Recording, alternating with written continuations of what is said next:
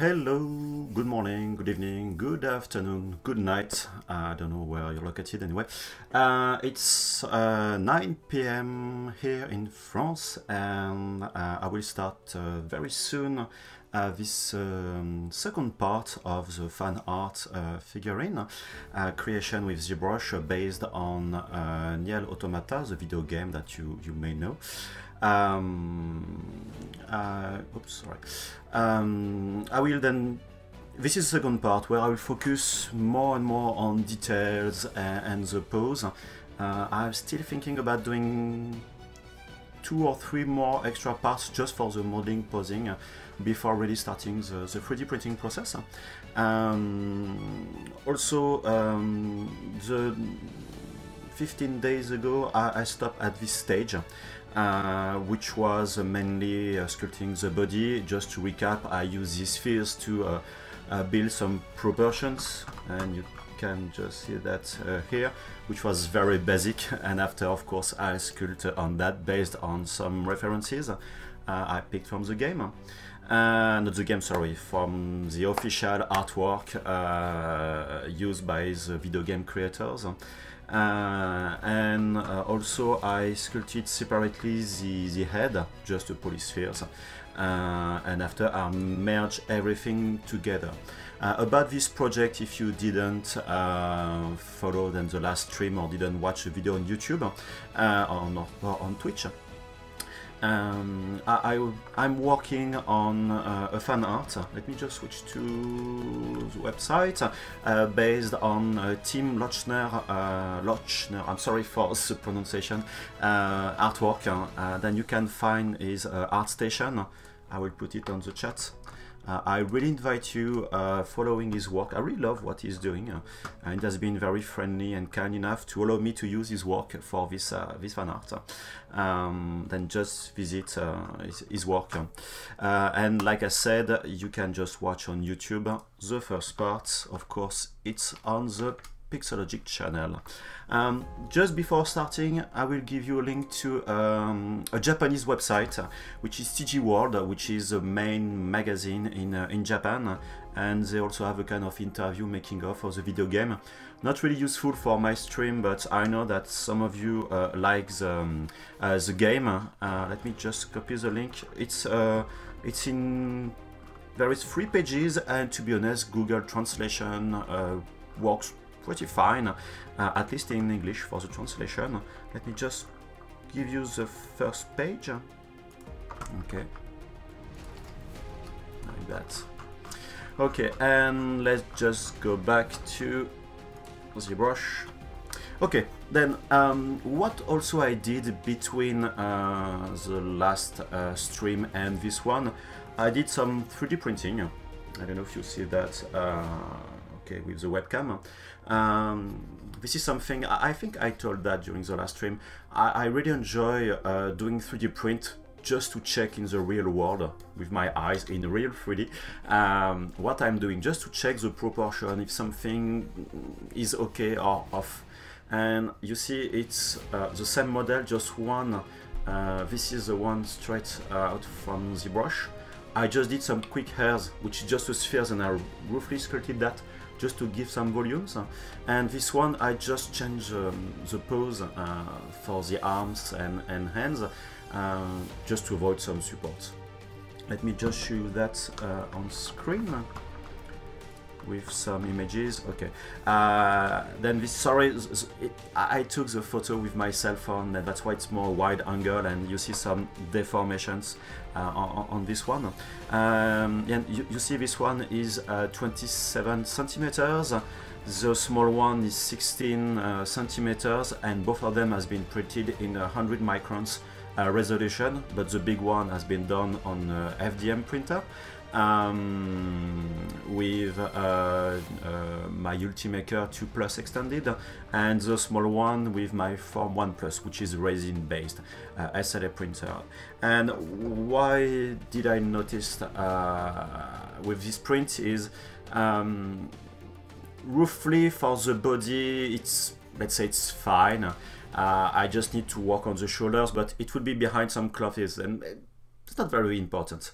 But the arms are a little bit too thin, and you see just the end of the fingers is a little bit too high. It should be a little bit lower, and hands are a little bit too small. And this is something I need to rework a little bit. Of course, I need to work on the feet, but it's not very, not a big deal for that. I will just work on the feet because there is the shoes and I want to have, let's say, the good proportions. I have a question from Blance, I don't know how to pronounce your nickname, sorry. How long does the printer take to print the sculpts? It was 5 hours for this one, and this one 12 hours, something like that. Roughly, but you do that during the night, and it's pretty quick. Let me switch to the images, and you see some problem I will explain later, not today, but for the next streams. Oh, thinking of that, the streams will be each week now, each Sunday at the same time. You see this area, because the legs just grow separately, and on this area both parts connected, and just move slightly like that. Then that's why the connection, it's a little bit, there is an offset between two parts. And you see it's, of course, you don't you have an infill inside with kind of honeycomb pattern to fill the shape, and the resin base, you see, I didn't try to optimize, I just wanted to have a quick print. That's why I didn't care about the support. I just put the support on the back, and it was done. Then you see the resolution. It's not perfect, you see the layers, but it's a draft. Okay. Okay. Hi Doug, I'm fine, you see. It has been French elections today. Not very fun. Could be worse, could be better. Anyway, okay. Just one thing. Sorry, I'm just moving away my prints.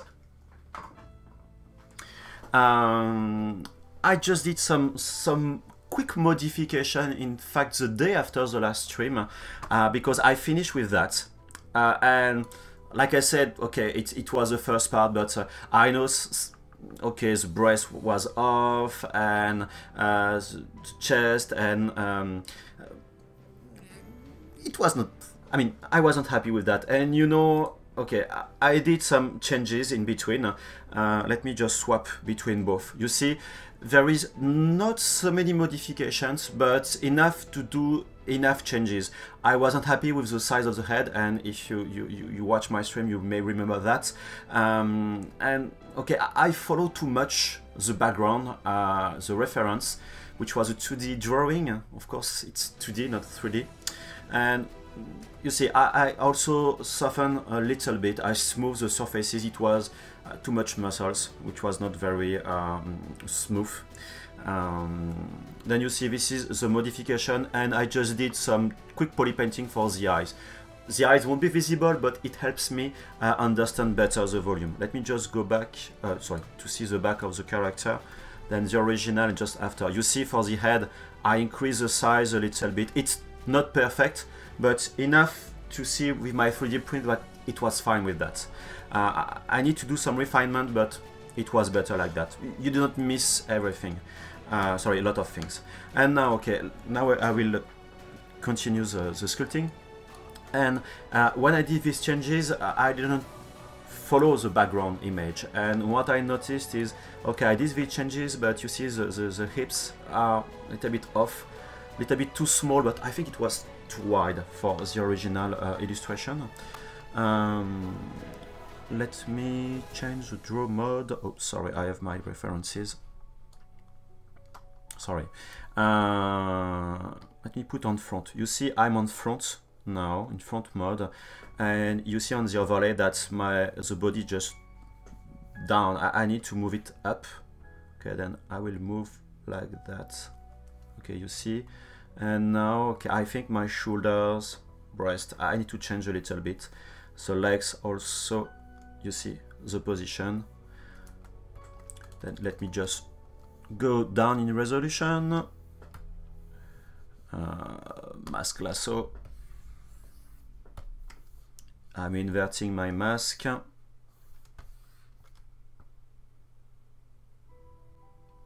like that.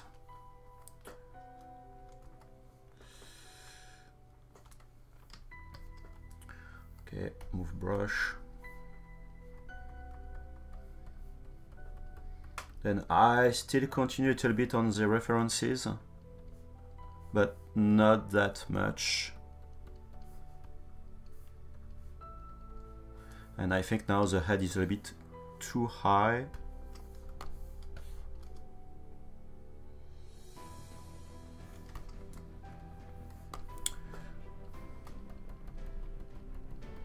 If you have some questions, just ask them on the chat. I will do my best to answer them.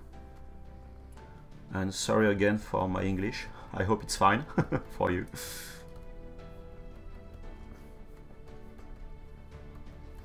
Okay, and again I say that the arms, you see, for the hands now a little bit, you see, not at the good position, meaning that the original reference was good. It was my work which was not good, which wasn't good, sorry. I will scale it a little bit. You see, when you have this kind of deformation when you are scaling, it's because your brush is not in local symmetry mode, and you see now it works better that way.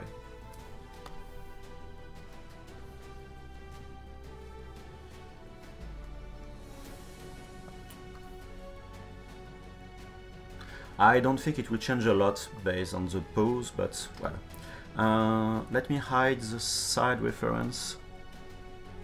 This one. I don't need it anymore. Inflate. Oops.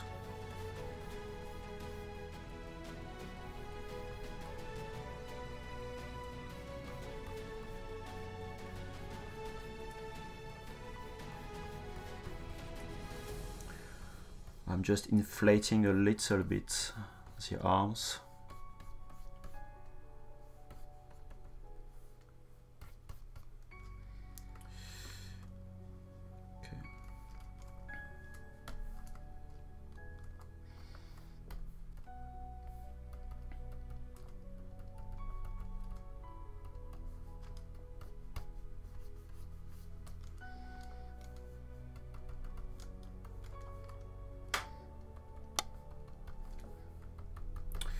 Okay, I need to work on the breast as well because they are very flat and it's very visible on the 3D print on the top area.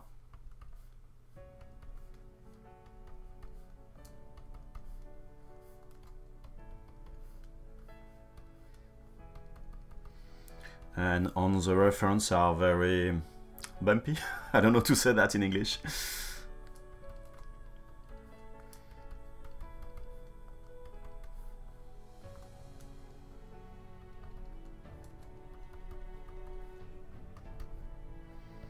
And this is something I'm trying to always explain, is when you are working with the move brush, always try to do some just small touches, like very subtle, very small moves, like that. If you are doing large deformation, meaning that you have a large brush size, be very careful with that, or you will have a lot of stretching, which is not very nice.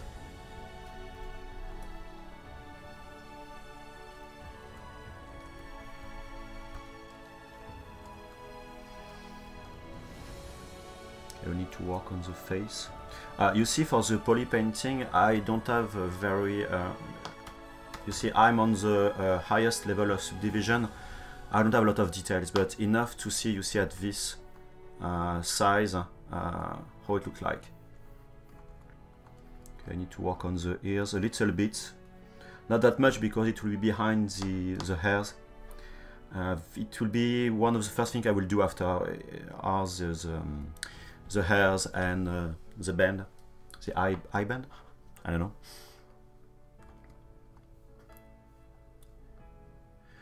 You mean the medium, you mean the material used for printing blades? I'm using PLA for the big prints, and the other one is just resin, a UV sensitive resin.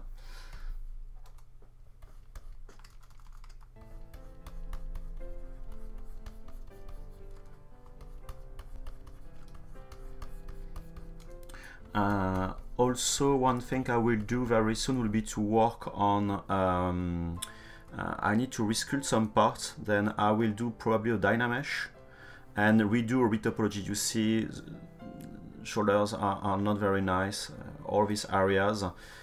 I need to be very careful, and very soon I will change a little bit the pose to have the arms a little bit not so close for the body, because I need to think about the pose after, and the topology.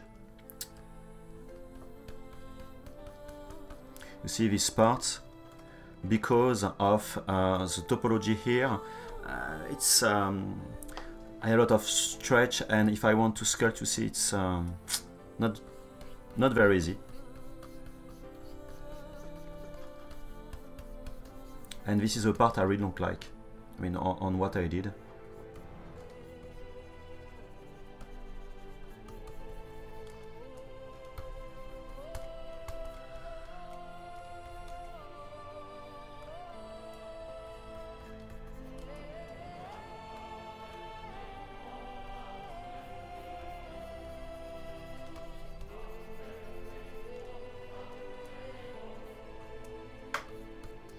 And also the neck is...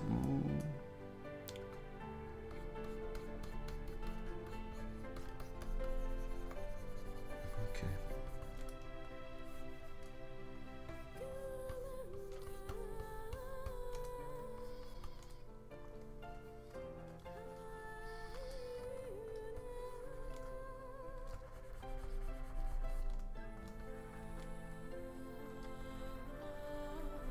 I wish one day we'll have an undo on the navigation.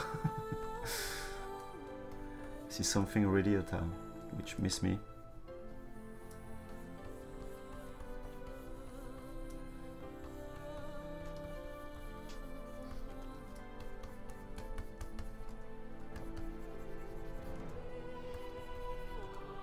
And for the ears, I'm always trying to be careful on these parts, because on the lower parts, if I'm doing something like that, sorry, this is not the design I want to do, but to explain that on 3D printing, let me go on the other side.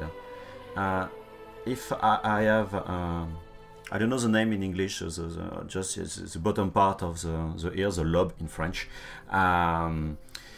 If you have something like that, meaning that when you will print your model, this part is another hanger, and you need to have some support at this stage, meaning support means more resin, and at the same time that you will need to sand these parts. That's why I'm trying, if I'm doing some ears, as much as possible to, let's say, glue. Some people have these parts, which is just connected to the beginning of the jaws. Trying to connect everything and to avoid as much as possible, see, like that, the overhang. You see I have this transition which reduces the need of a support, and you will see it will be more easier to understand when I will start the 3D printing process.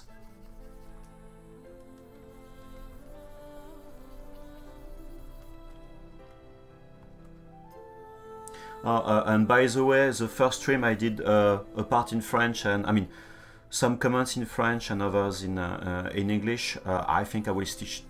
I will. Oh, come on, Thomas. I will. Come on, I can't find my English anymore. I will just do everything in English. I think it will be better that way.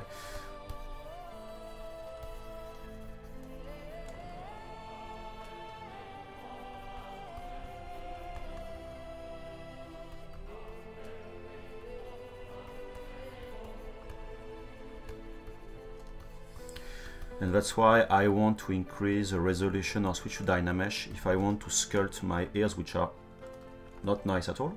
I lack of resolution. I don't have enough polygons to work on this area.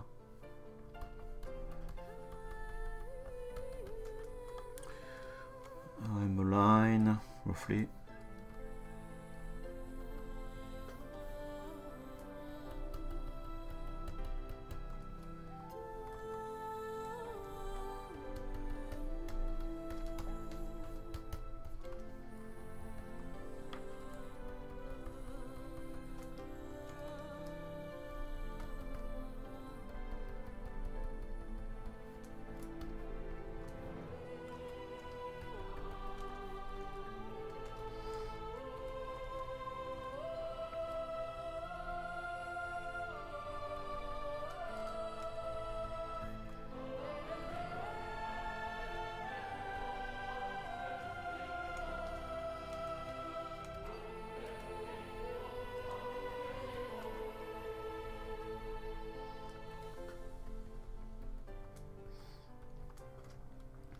It's horrible because of the topology. I have the feeling, you see, because of the flow of the polygons, I have the feeling that the nose is just going down.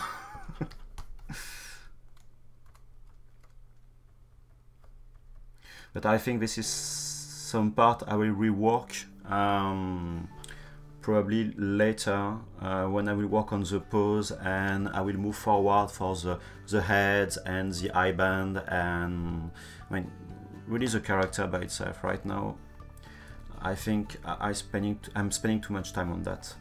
Okay, I will work a little bit on the feet. Oops.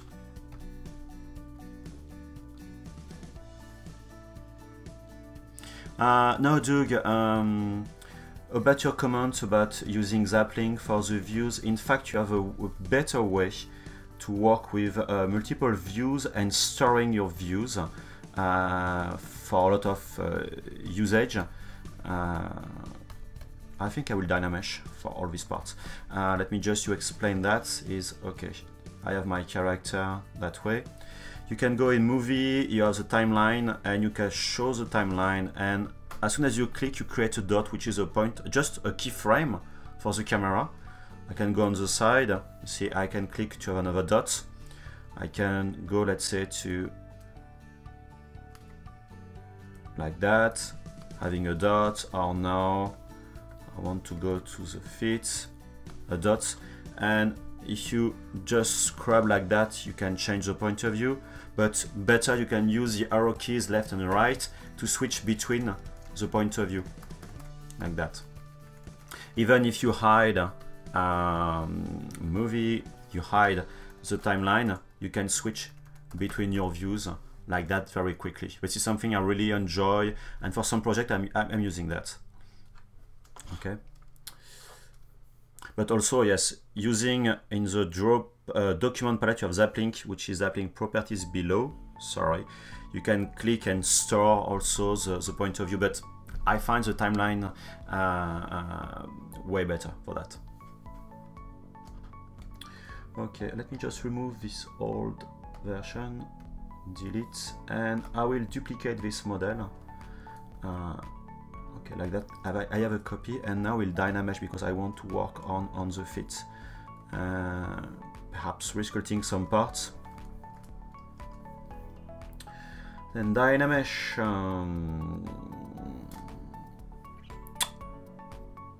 Okay. I know the resolution will be enough. It seems to be okay.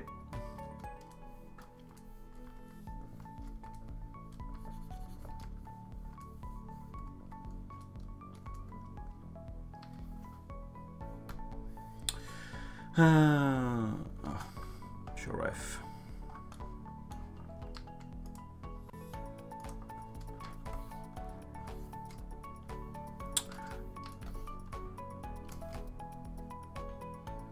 Let's clip.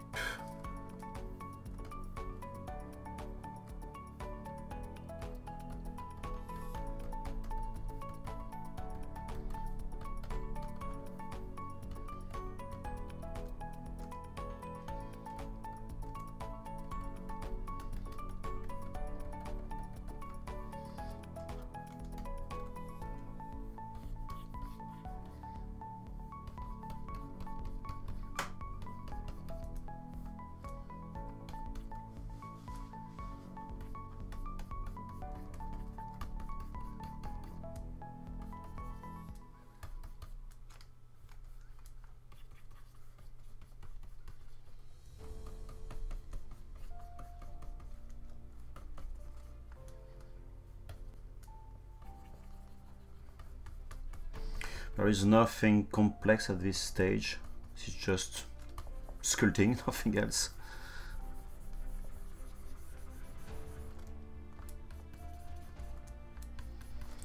I have, I think, too much polygons.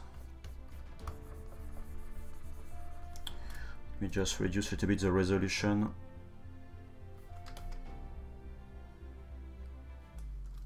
Don't think it will change a lot.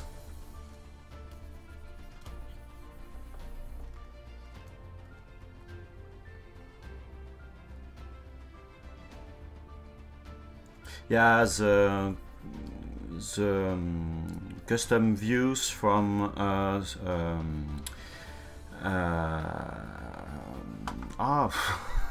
ZBrush, sorry. Yes, they don't stay with the project. This is just a plugin, in fact, ZBrush.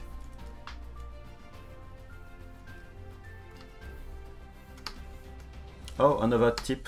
When you are using the clip brushes like that and you want to switch quickly to the selection, let's say the marquee for me, you can just tap once, Control key, and you will switch between the clip curve and the marquee like that,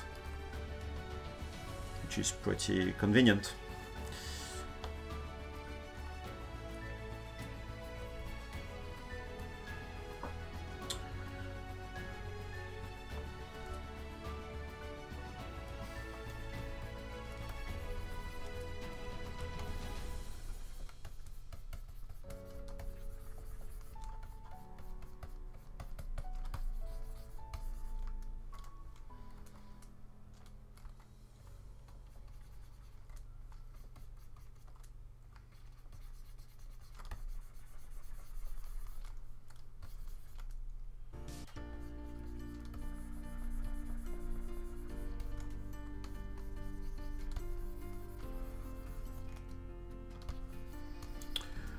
Okay.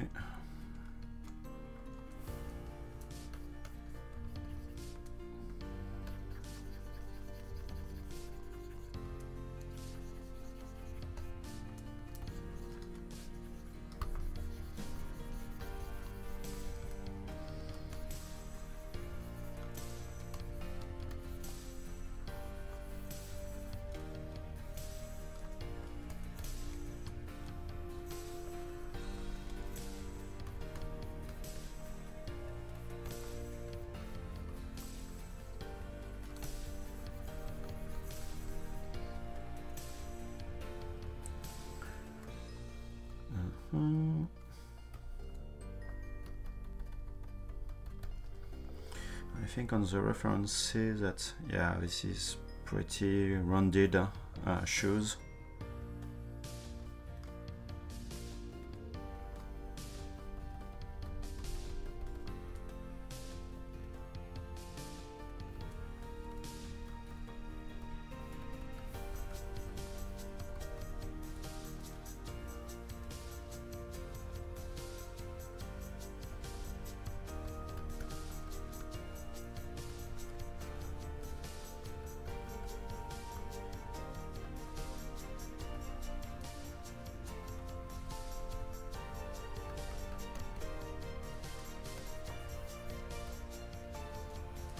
Something puzzled me.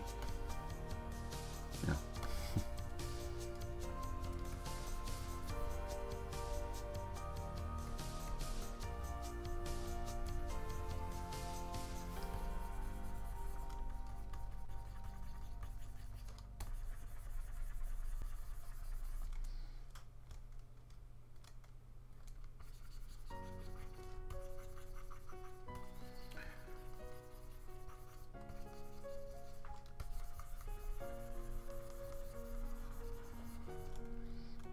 And this is a part, to be honest, this is, I don't really like working on fit. I think you can guess from what I'm doing right now, but I prefer spending a bit of time on that because I don't know what I can do after with this base mesh. Perhaps I will do another model based on the character, but more, not this one, but more using the the background references to do a real fan art based really on the character from the game. I don't know, then I prefer spending a bit of time. Anyway, she has some boots and okay, I think I will stop at this stage.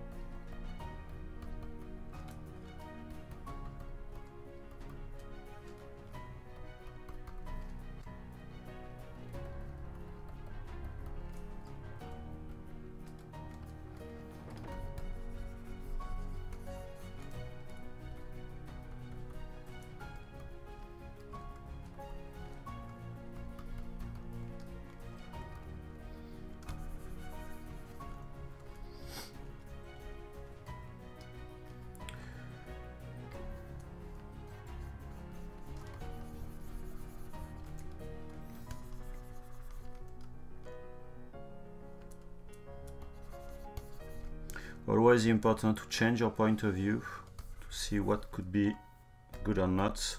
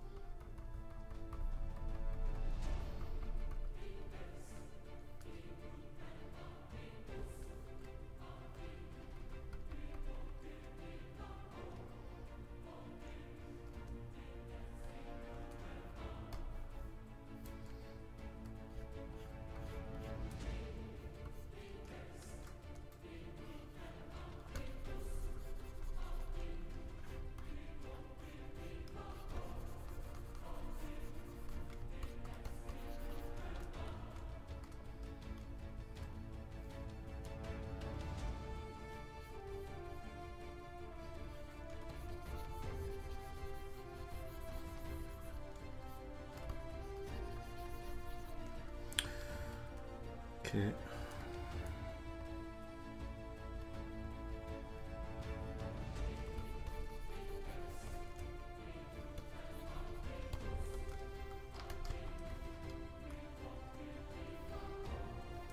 You see, that's why it's important to change the point of view.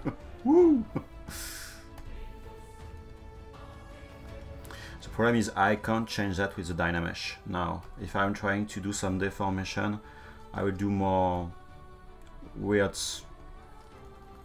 deformation. It would be better to do that with the Dynamesh after Dynamesh, ZBrush, sorry, with subdivision levels.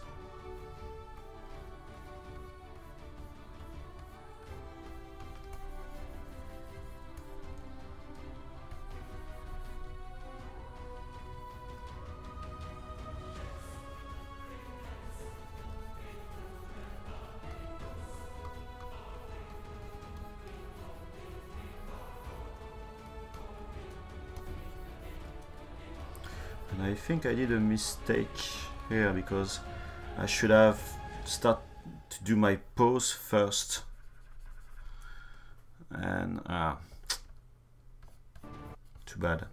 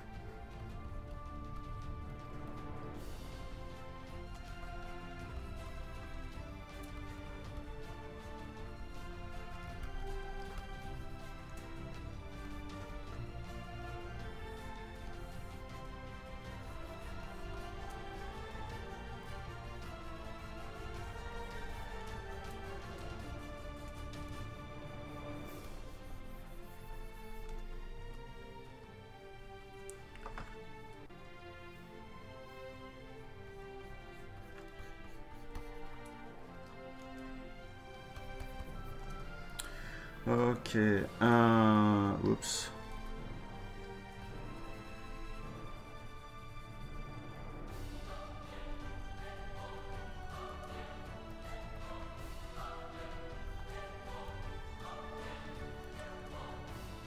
I'm the only mod today, unfortunately.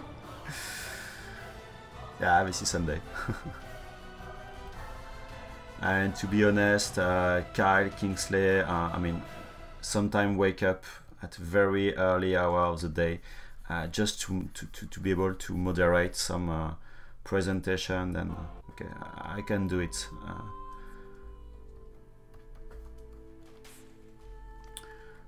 Okay,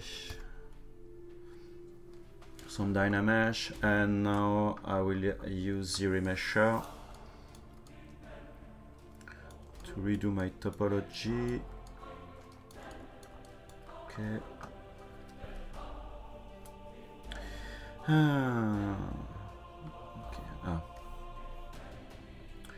Geometry, ZBrush, and I press my Alt key to use the alternate symmetry.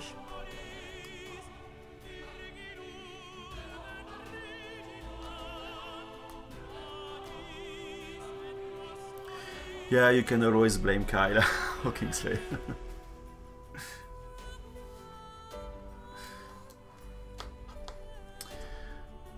Okay, what my topology looks like. Okay, I need to increase a little bit the resolution, and I will put some curves.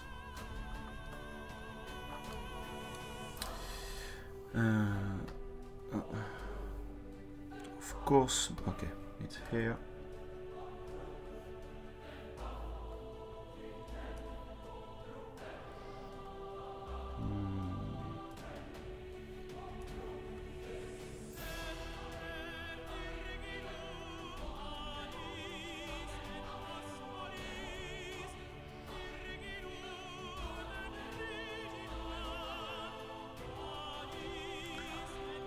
Sure for that.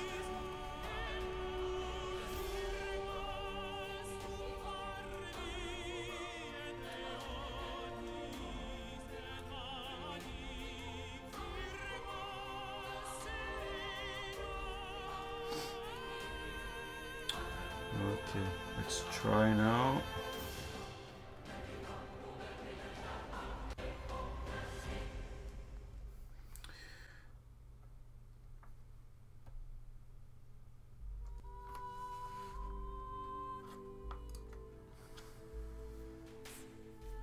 It's important to try to spend some time for ZBrush because the algorithm process is quite fast, sorry. And just try multiple versions. Try with curves, without curves, increase or reduce the resolution for the target polygon count. It can change a lot, and you see so far a bit better. I don't like this part, but for what I want to do. No,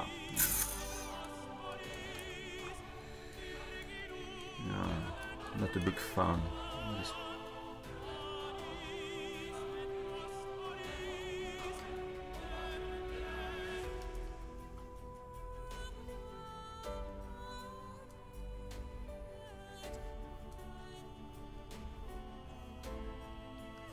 Okay, let's try again.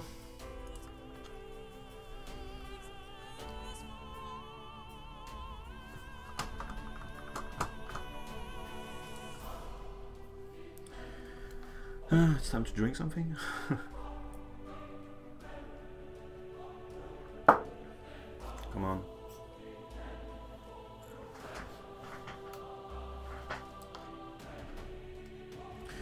Okay, I won't fight with that now, and I think I will redo a retopology just before doing the pose. I don't like that.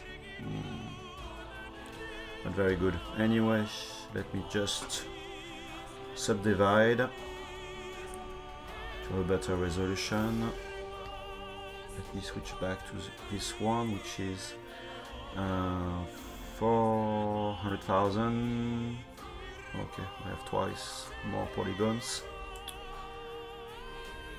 And now reproject, and before doing the projection I will store a morph target, always storing a morph target.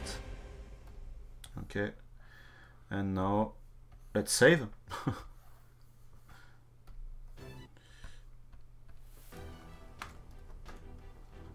Okay, and reproject. 2 should be okay. Yes, I want to project the poly painting. Okay, how is it now?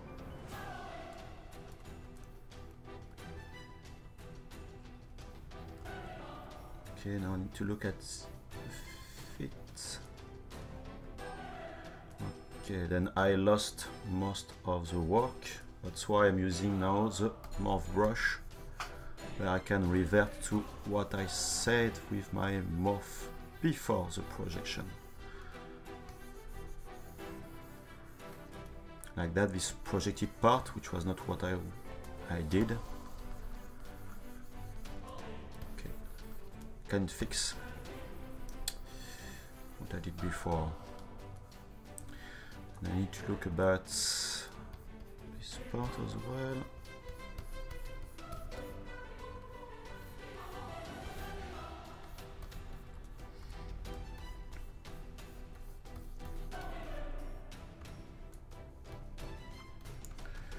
Okay, the ears, I'm afraid, yeah. Okay, should be okay.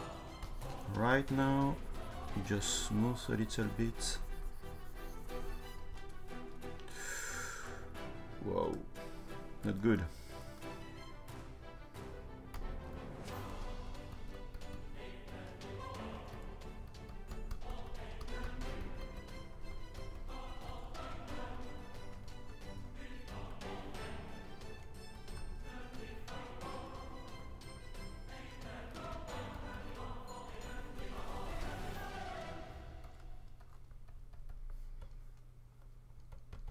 Don't forget that I'm working in orthogonal view, not in perspective, and of course it has a high impact on the way you see the model. But again, if your model looks, let's say, okay in orthogonal view, then there is a high chance that it will look nice in perspective mode. But don't rely only on the perspective mode, this is a mistake. Okay, set for the breast.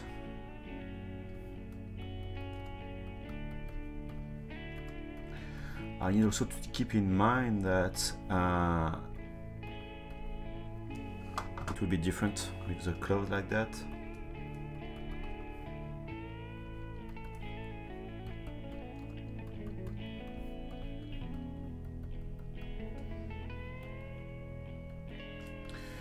Okay. Now I will work on the eyes band.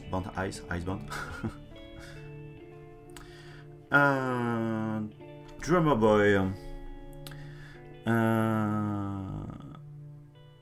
No, it's I'm doing this kind of switch between the ZBrush and Dynamesh. It's mainly to rework some part. If I really want to sculpt and make some changes like I did on the feet, I prefer to have a new topology for that. And when I'm building my shape, of course, working with how can I say that? Working with Dynamesh allows me to sculpt more easily with this digital clay. It's well, it's a habit I have since a while.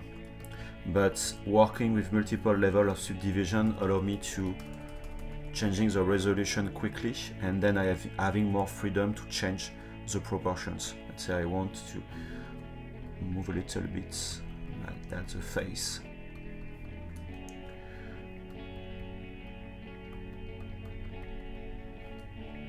You see, it's better to work with less polygon than too much polygons.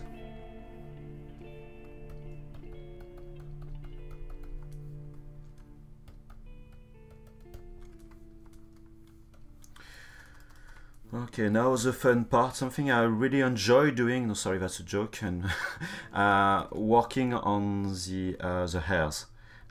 Doing anime styles hairs is not very easy, and but it gives a lot of characters I mean a lot of style to the characters, and well, you need to consider as well the 3D printing process,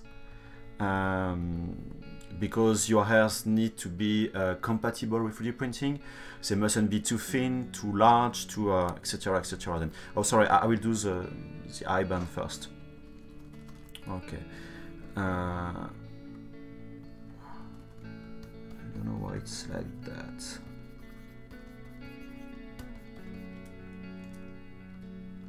Sorry, I'm just fixing some parts.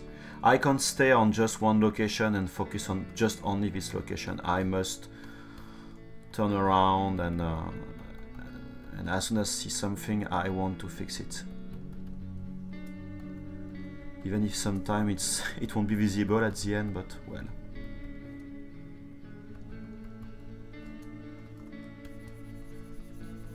Trying to relaxing.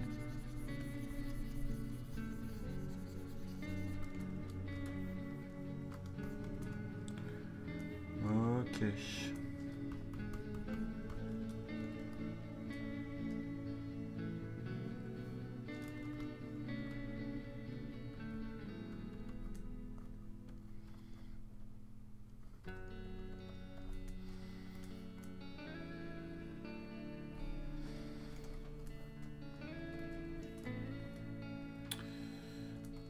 Okay, now it's okay, but not here.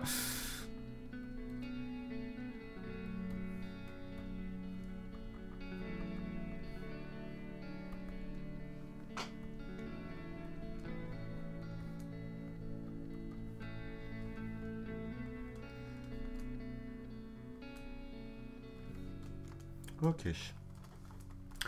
Let me just delete that one. Delete. Okay. Saying that.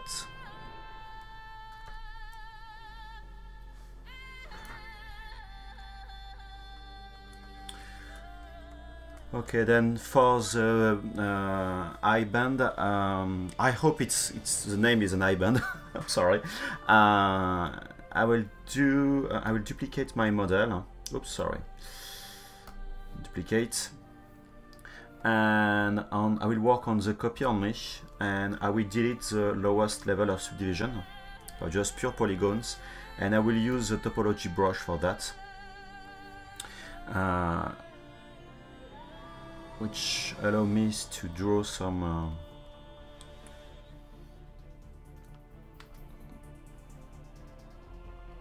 okay, like that.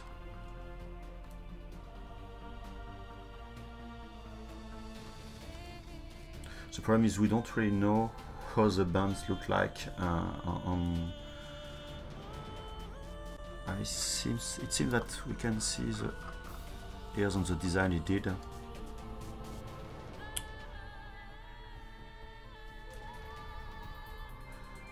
I will change that anyway after.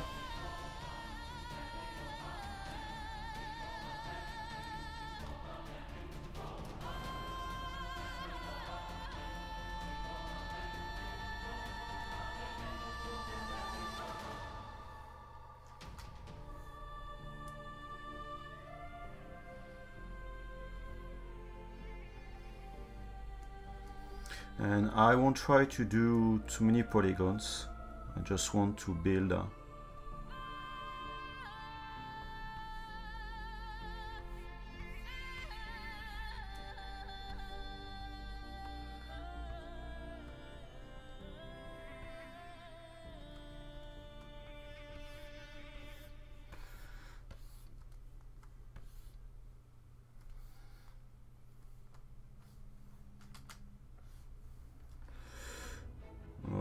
okay.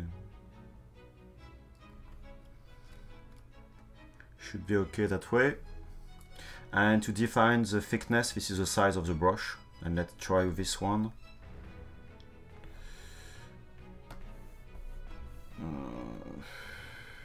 I'm afraid it's too thin. 7, let's try 7.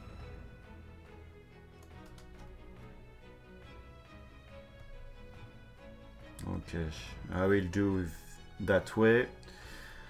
And because this is just an extract on top of the model, I need to create that as a subtool. Then I will split unmasked points, which can be, you can find it in subtool split unmasked points.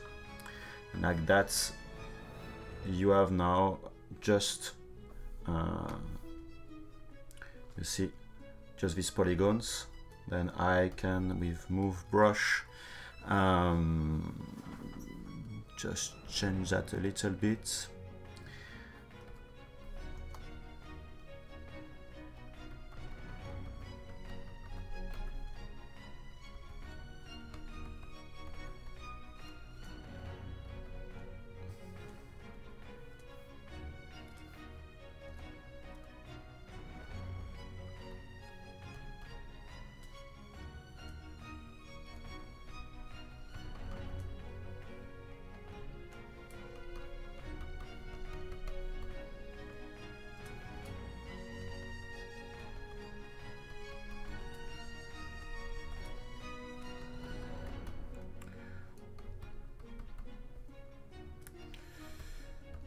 Of course, I will need to smooth to have a better vision of the model.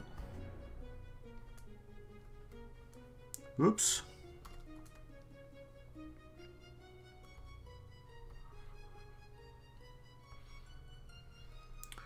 Okay, these parts are not connected, and I will switch to the ZBrush. I will take the action delete a single polygon. Okay, now I have 2 holes, and I can, for each vertices, stitch them 2 points to middle points. This one, oops. Okay, that way, and this one. Okay, now it should be welded. I will remove my crease edges. Crease, edge loop complete. I press the Alt key and now it's uncreased. Okay, like that. And I just smooth. Oh, I don't want as well to crease these parts. Okay, Control D. And one tip that most people don't know, that you see when you have crease edges, if I continue to subdivide with Control D, you have very sharp edge that way. But sometimes you want to have more an effect of a bevel. But if you want to apply a bevel, you will have more edges. You have a way to define in ZBrush that, okay, when I'm subdividing at a specific level of subdivision, then the crease will stop. It won't have any more an effect of on the model. Let me just do Control Z. And if you go in geometry, you have crease, and here you have the crease level, which is at 15, meaning that as soon as you will hit the 15th level of subdivision, the crease won't work anymore. Then you can reduce, let's say, to level, let's say 2. This is, okay, applying 1, 2, and now the third one, the second was the limit. You see, my crease now is not working anymore. One more, and you see like that, it's kind of rounded and not anymore just a sharp edge. And if I put that to just the first level, okay, then it will start at the second level of subdivision. Control D once, second, third. It avoids the need to add extra edges or extra polygons to simulate a bevel when you are subdividing. Okay.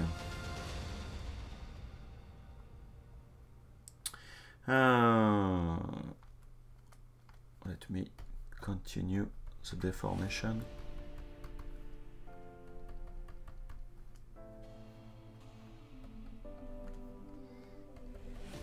Of course, I will need to sculpt a little bit and remove the symmetry. like something which looks more natural.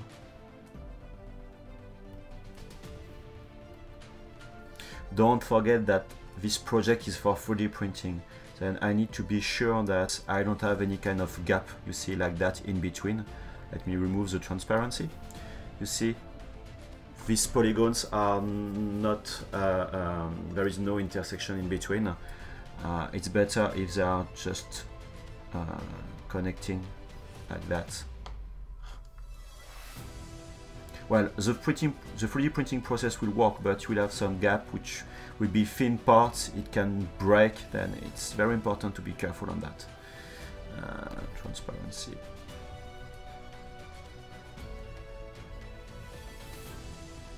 And to be honest, when I will sculpt I will work on the final parts, I will try to fill the in-between, and anyway I will do a big Dynamesh probably to be sure that everything is connected and there is no holes. To be sure that everything is watertight.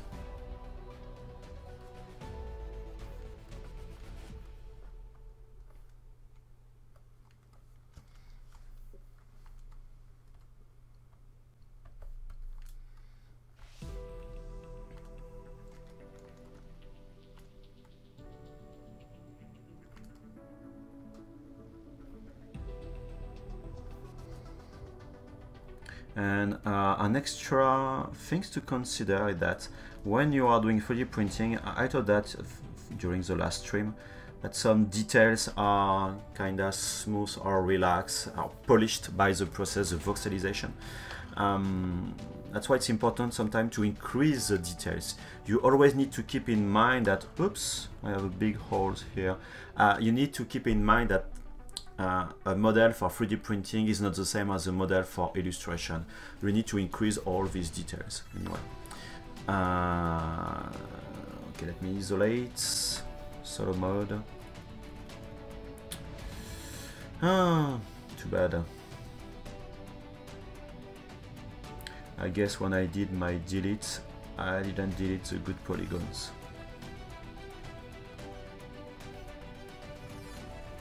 The problem is, if you want to fill the holes, whatever the function you will use, it won't work with multiple levels of subdivision. And you see I have multiple levels of subdivision.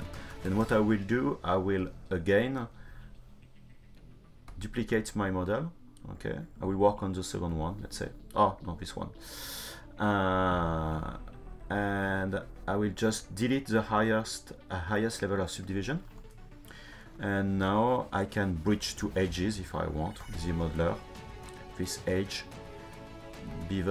bridge edges, this one, and oops, why do I have some problems? Okay, anyway, now it's working. I can, like before, Control D to subdivide, and you see that everything seems to be okay. That way. What I will do also is, while still I'm with the Z modeler. Oops, I have some crease edges or something seems to be strange. Yeah, my crease edges.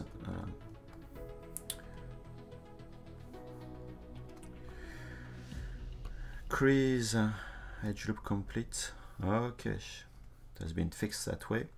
And again, for the polygroups, what I will do, we create just a full polygroups on this area, or you can copy paste polygroups. If you click on polygroups, single ID, you see you have shift pick. If you click and oops, sorry, and no, sorry, this one. Okay. By clicking on one polygroup and tapping, in fact, once shift, it will just copy the polygroup. And after, when you click to another one, it will just copy the polygroups. I invite you looking at the documentation of the Z modeler for more detail about that. It's pretty convenient. Come on.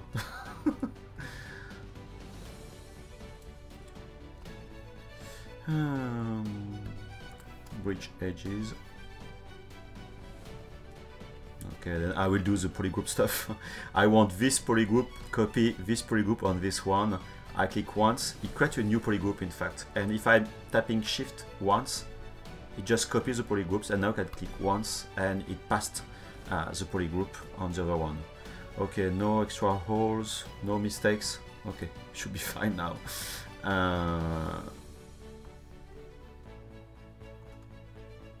My creasing seems to be okay, and I can subdivide to the same level. I have the two items. Okay, that way. And now I can project again. Before projection, every time I just store a morph target always. Okay, and now I should be able to project to the other one. You see, I'm afraid that the projection will be problematic because I'm very far from the original model.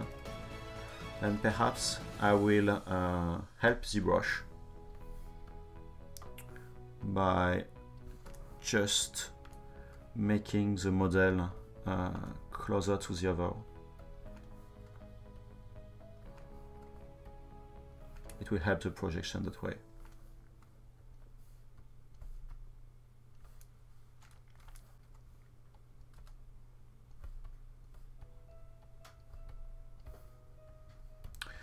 Another trick also for the projection, it's good to work in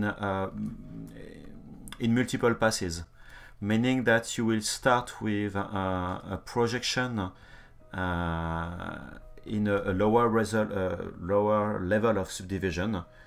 Try to be as close as possible to the original, and after you increase the resolution to capture the details. I don't know if it makes sense. Okay. So now let's project.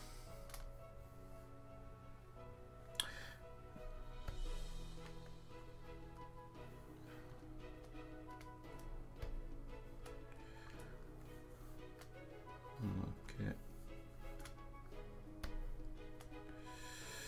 So far it seems to be okay. And projects.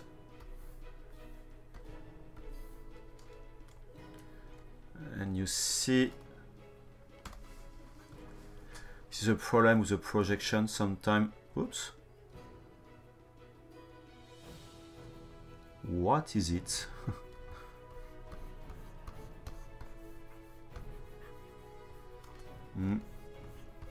Don't really like the projection on this part.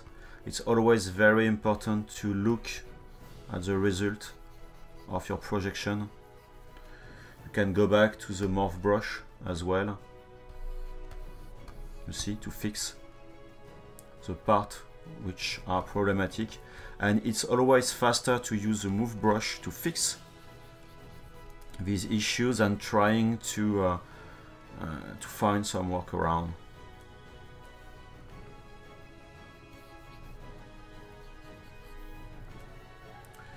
Okay, let me check everything else.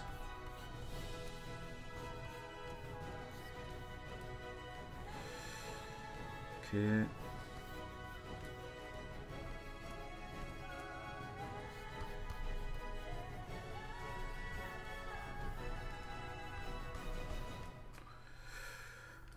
Okay, it should be okay.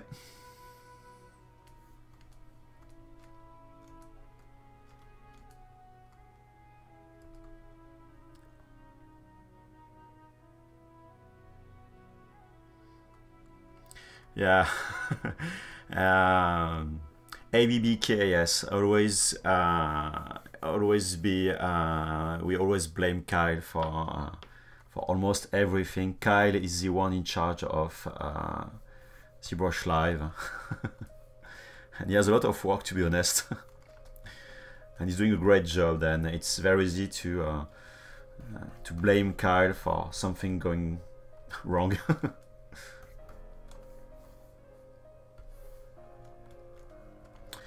Okay, and now I can switch back to that, move brush, and redoing this tape. I lost some time, but it's better to notice this problem and fixing this problem now than doing that later when you already have sculpted a lot of details or refining your model. Yeah, you see? Because I did my fixes at the lowest level of subdivision. My mistake.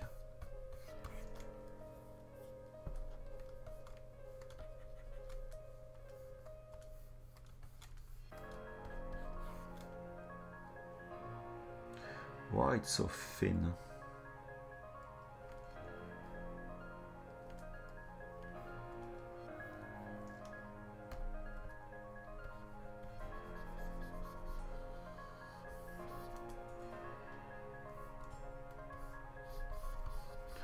Okay, let me fix everything because I think I will have some issues if I continue that way.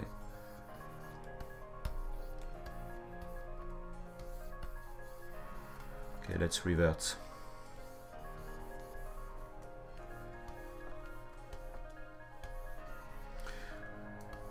Sometimes some part of the model, which should be easy, are more problematic. Anyway. Hi, Kenyon.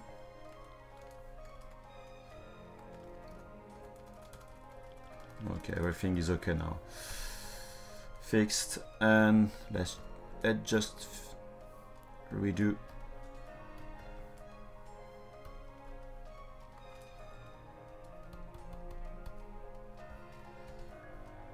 And I think I will increase the thickness of the eyeband.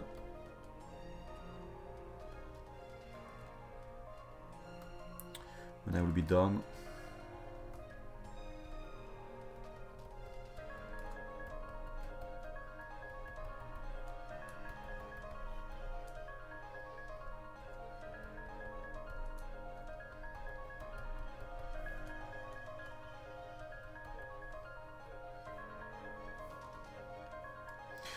Also, always keep the transparency on when you are working with multiple subtools which are interconnect.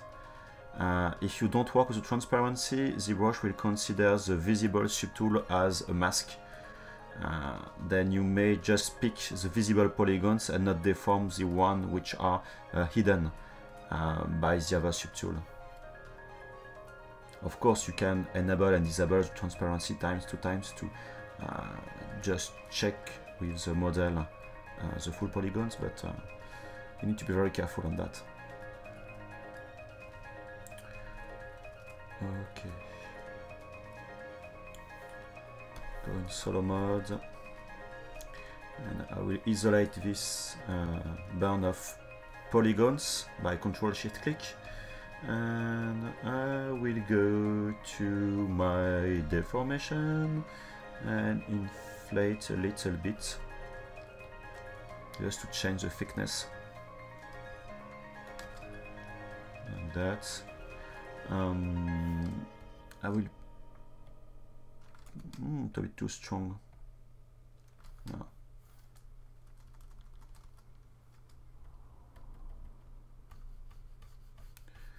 Trying to smooth a little bit this part.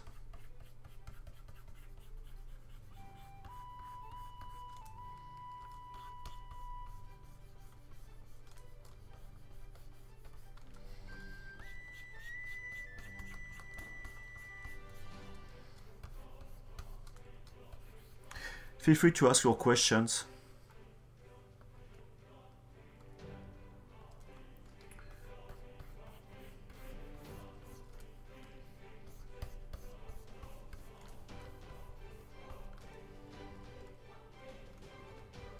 Yeah, always be blaming Kyle. Okay, I have the first one. I will stop at this stage. I will do the other one, and after I will sculpt on everything. You see, it's a multiple layers of band, and I will do this these layers. I think it's where it should be more on the top of the ears on the game. I don't know.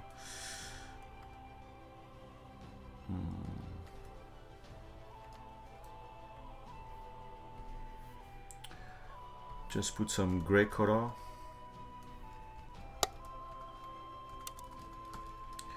Forgot to smooth the bottom part.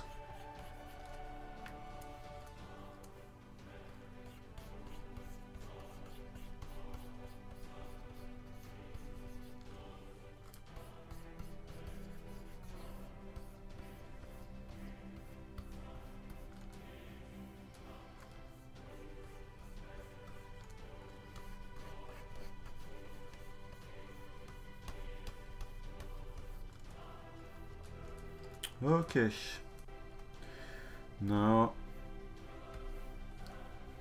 I will do the other band. I remove the symmetry for that one, and we just go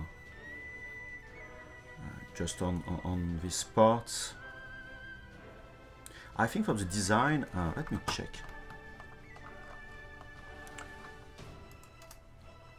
Yeah, it goes on the ears, and I guess it's the same on the other side.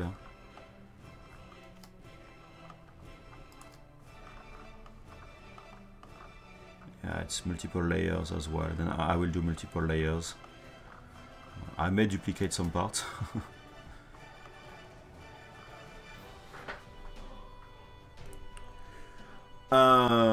Is Marvelous Designer fit into this workflow of 3D printing? To be honest, I'm not using Marvelous Designer, then it will be difficult for me to be very accurate with my answer, but it depends. The good thing is it recreates all the folds and everything for your models. After, you just need to build some volumes, then why not? And if it's some parts like the robe, all this fall like that, you just need to create a thickness after with ZBrush, and why not?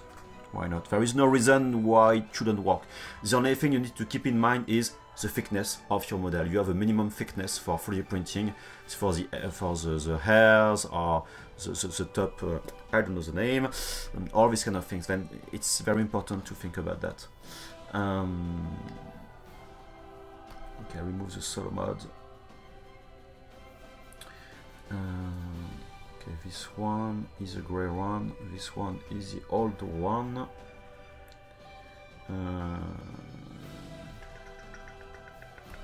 Delete. Okay. My topology brush, which is here.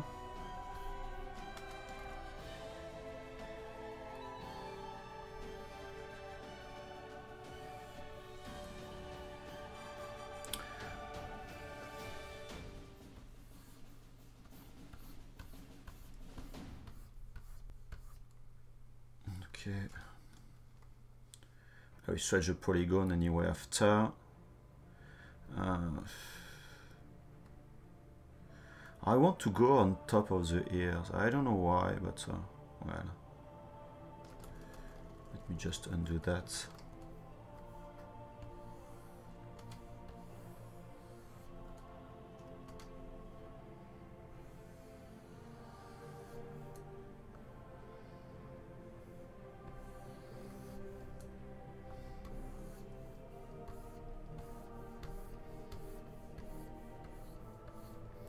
Let's try to fit the original design from Tim,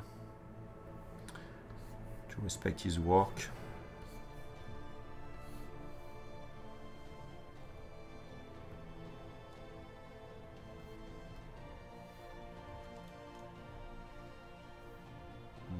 Okay.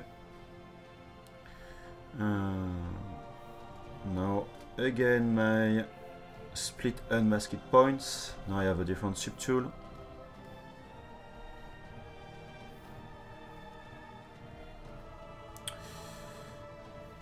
No holes. It's okay now.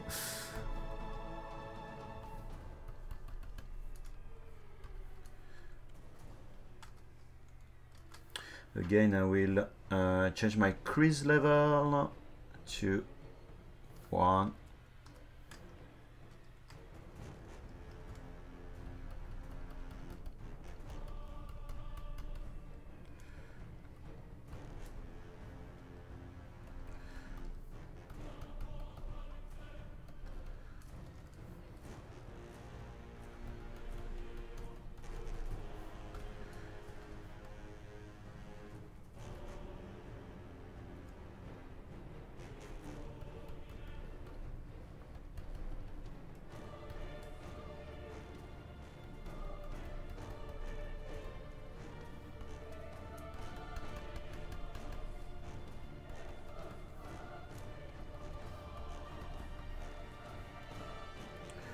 That's why also I need now to change the thickness on the top part.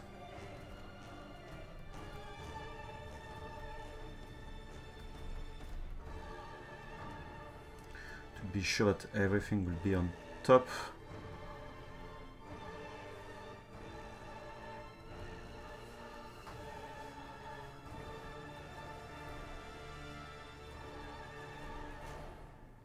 3D printed aspire. And don't agree with you, FDM. FDM, of course, is cheaper, but FDM is not faster.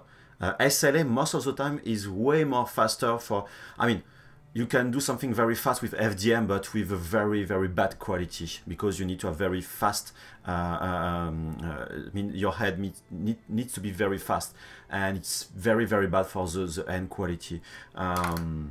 But I did multiple test prints, and if you want to print for the same size, I mean, most of the time the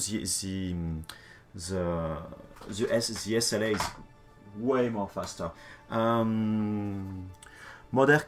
NieR, I'm sorry for your pronunciation.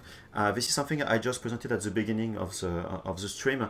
This is a test print of the model I'm working on right now, and this one is SLA, and this one is FDM. FDM, it's just a filament which is melted by heat, and the head will just define the path like that, and then the filaments will it's always so difficult for me to find my words in English. The filament will just melt it, and you have some fans which will just make it after, which will cool it down, and then it will just become hard, and you have the head like that, which is doing the path and of course the outline and the inside part. The good thing is that for 1 kilogram of plastic that you can use for FDM printer, it's something like $30 roughly for, let's say, a premium or an average material. While SLA, it's different. This is a laser, which will a UV laser which will solidify a resin which is very specific and sensitive to UVs, and this laser will define the path and all the layers, each layers one by one. Then the process, of course, you will grow your model layers by layers, but it almost stops at this stage. The way you prepare the support needed to make your model growing or making some part growing is totally different. The good thing is that SLA is way more accurate, can be faster, really faster, especially in 100 microns resolution. But on the other side, the printer is more expensive, and the material, the resin, is more expensive. 1 liter of material is something like $179. And it's very expensive compared to this $30, $35, $40 for a spool of plastic PLA, and you have extra materials to buy, like the building platform that you need to replace sometimes, the resin tanks, etc., etc. I will speak about that in a later stream.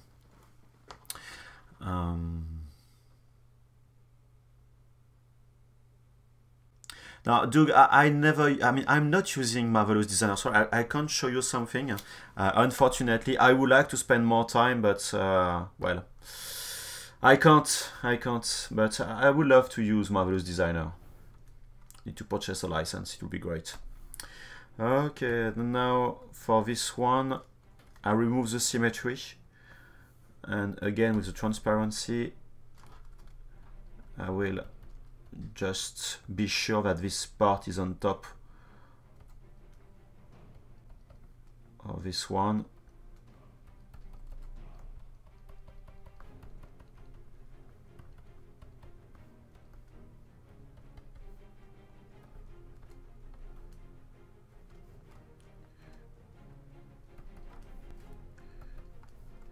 Okay, let me do some changes.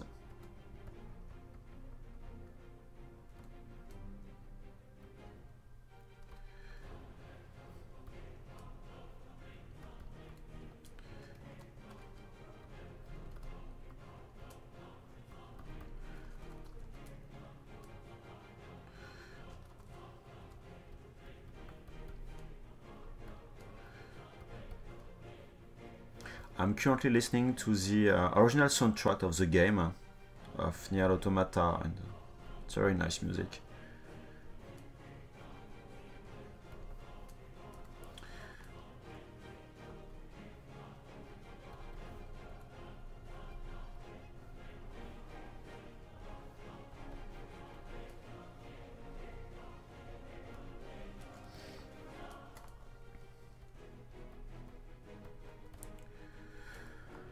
Okay, for that's one. I will do another one that way. Let's say I will do some sculpting for the other parts. Topology brush.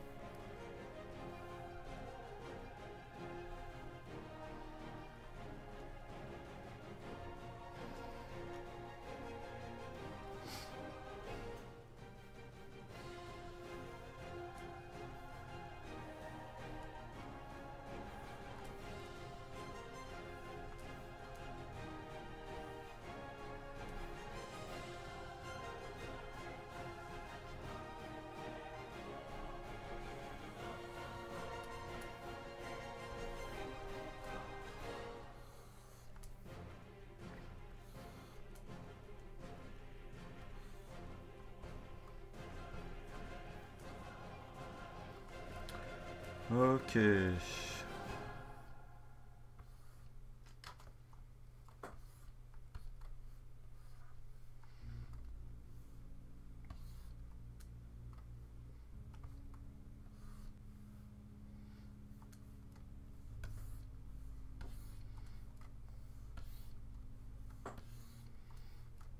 My resolution of my brush was too low.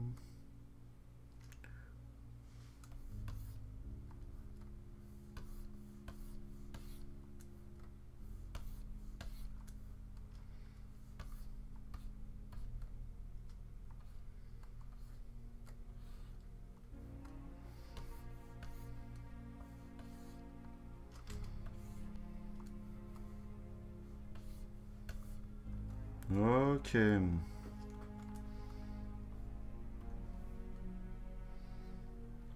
A bit too much. Okay, split and masked points.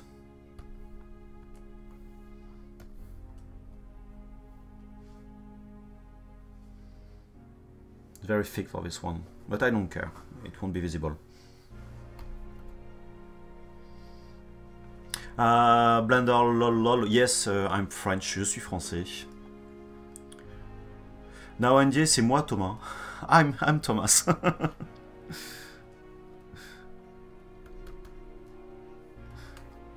Okay, crease.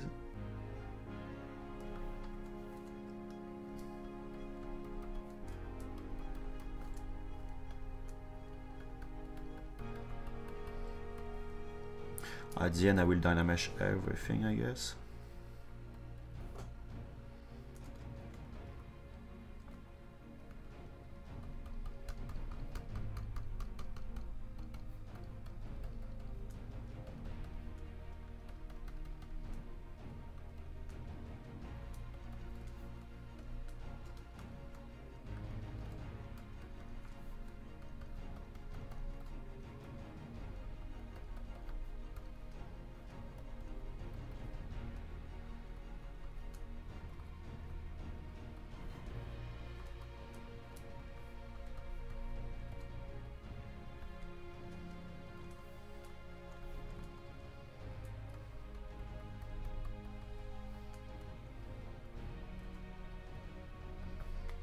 And that's why you see I'm always working with a low topology and subdivision levels.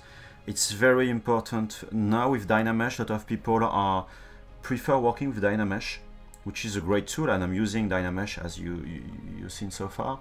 But when you are on this stage of defining the position and refining the shape, having the flexibility of changing the resolution is way better.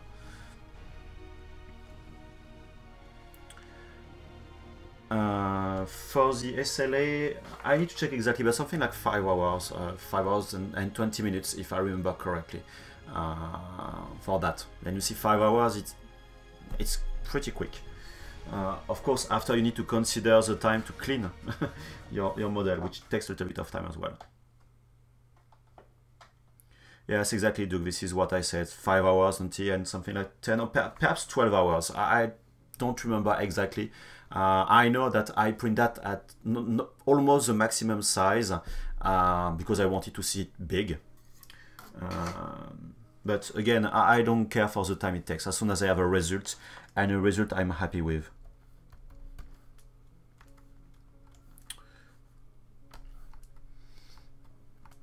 Okay, let me pick the color. And now fill objects. Fill objects.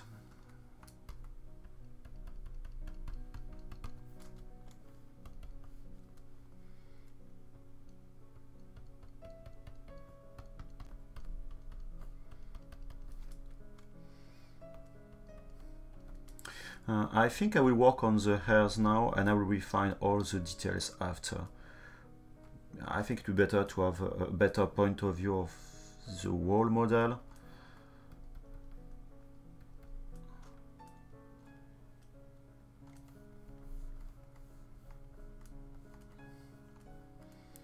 Okay.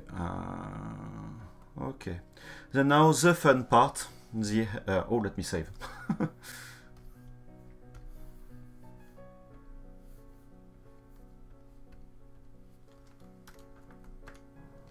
Okay.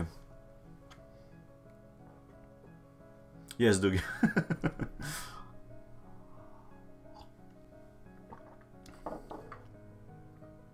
How much do you have to care about retopology for both FDM and SLA?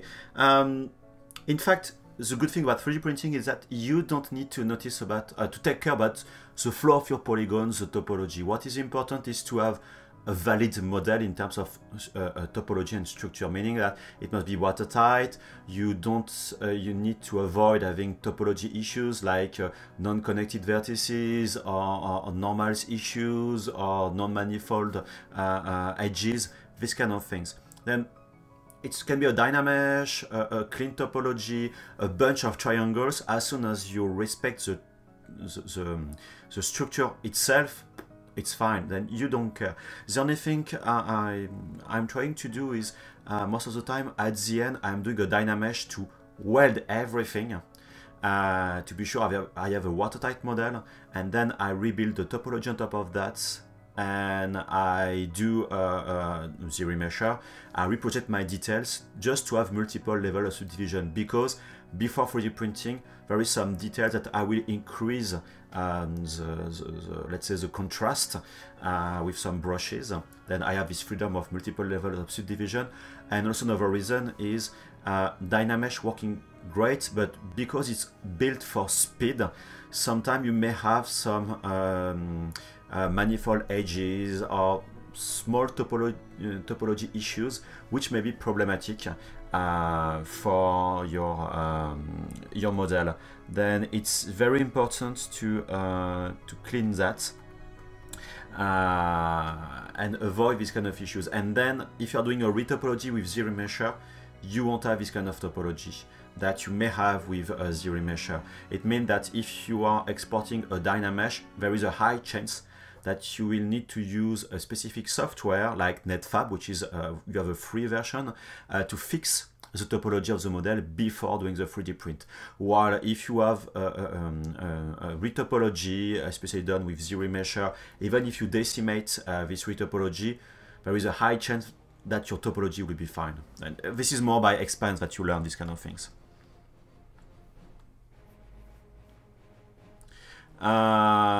It depends if I hollow out my model or using this honeycomb pattern inside of my model. For FDM printer, I'm using the honeycomb. It will avoid me spending times just to hollow my model, except very big model.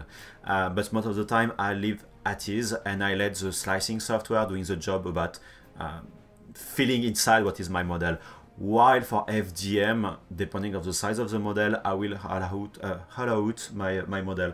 For this one, there is no hollowing. This is just pure resin.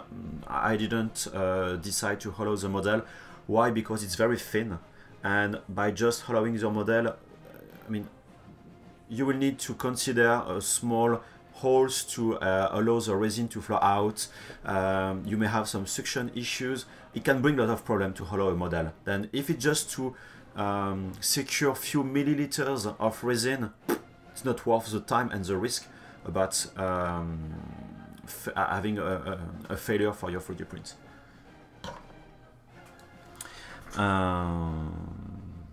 Okay, Doug, for all the come on, Thomas. For everything about the 3D printing preparation, it will be, of course, on the next session. I guess in a couple of weeks or in 3 weeks, something like that. Sorry, I'll just do a few words in French. Nédier, je sais pas comment on dit. Excuse-moi, tu peux aller sur YouTube, sur la chaîne Pixologique. Tu trouveras directement la session. D'ailleurs, même si tu tapes Pixologique Fan Art dans YouTube, tu vas trouver la première vidéo, c'est celle-là. Donc voilà, tu auras la session précédente. Sorry for the French. Okay, now hairs. The fun parts. Okay, you have multiple ways to do hairs with ZBrush. You can sculpt directly on the head of the model. And for this 3D print, what I did was mainly having a sphere on top of the head and just shaping the spheres and sculpting roughly just to have some volume, nothing else. But here, as you can see, you have the hairs are flowing, you have some deformation, some curves, all these kind of shapes. And for that, you need to have separate meshes. And it will work in a way, in a very similar way to what I did for the eyeband. I will use curved brushes to build that. And I did a while ago, not in Lightbox, sorry. I have a brush which is a T-Hairs brush, and I can provide the download link if you want later, because it's not available online, which allow me to, you see I have a curve, and it makes some hairstyle shape, and if I just increase the size, you see hairs like that. And with this brush, I'm able to making these strips of hairs for my model. Let me just cancel, because as you notice, from the beginning to the end, the hairs are on the opposite direction. Why? Because in the stroke palette, you have all the curve functions, which are now curve mode, and I have the lock start, meaning that the beginning of my stroke is lock. Then I can deform the end, but not the beginning, the start. And in the curve modifier, sorry, strokes modifier, you have the size setting. And the curves, by default, is on the opposite direction, meaning that the size start to be to 0 up to 100%. Let me just inverse, or you can flip vertically if you want. I don't want to be too thin at the end, like that. Why not changing the shape if you want? Like that. And now if I'm doing the process, you see I'm on the other direction, and I'm able to oops, sorry, you see, to sculpt that way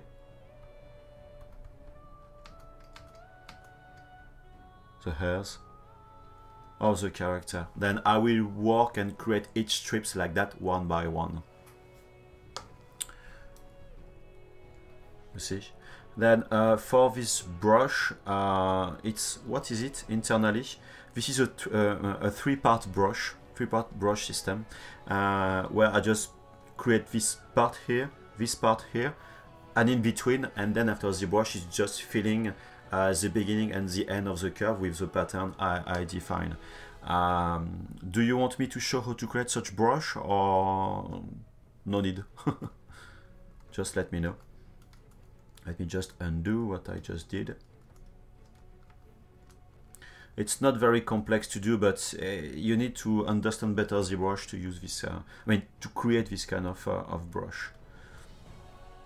Then if I want to start with this kind of big hairs, you see, you can just working that way.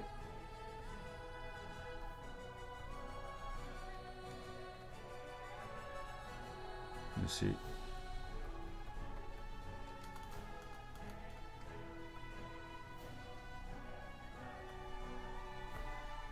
And after, of course, as soon as you start to build your model, you will need to use the sculpt brushes to change the shape. This is just a starting point, of course. Yeah, behind. Ah, sorry. Okay, just quickly I will show how to create this kind of brush. Hold on. What about resolution versus processing power, like while printing? I'm not sure to understand, and if you can just explain another way. Okay, then you see with just one sweep of hairs, the model looks different now. How I did that? It's pretty easy. Let's start with, it will be quick, just to show you the foundation of the process. In Initialize, I will create a quick cube. Okay, like that. Let me switch the perspective. And I will go with the ZBrush. And for the edges, I will bevel the edge loop complete. Okay. When you are creating three-part brush, you need to consider that you need to have three parts which need to be, let's say, equivalent for the shape in terms of size, the proportion in between. Let me just move a little bit like that. Okay.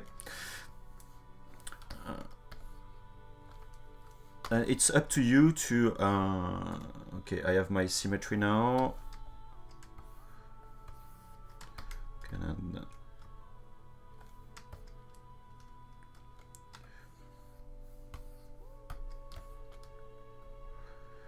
Just define the shape that you want to have for your hairs.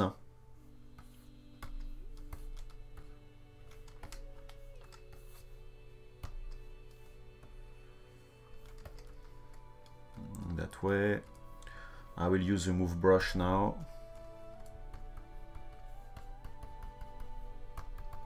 I don't try to be perfect, just to show you the idea behind that. Okay, I just apply one, oh, not even, I will stay that way.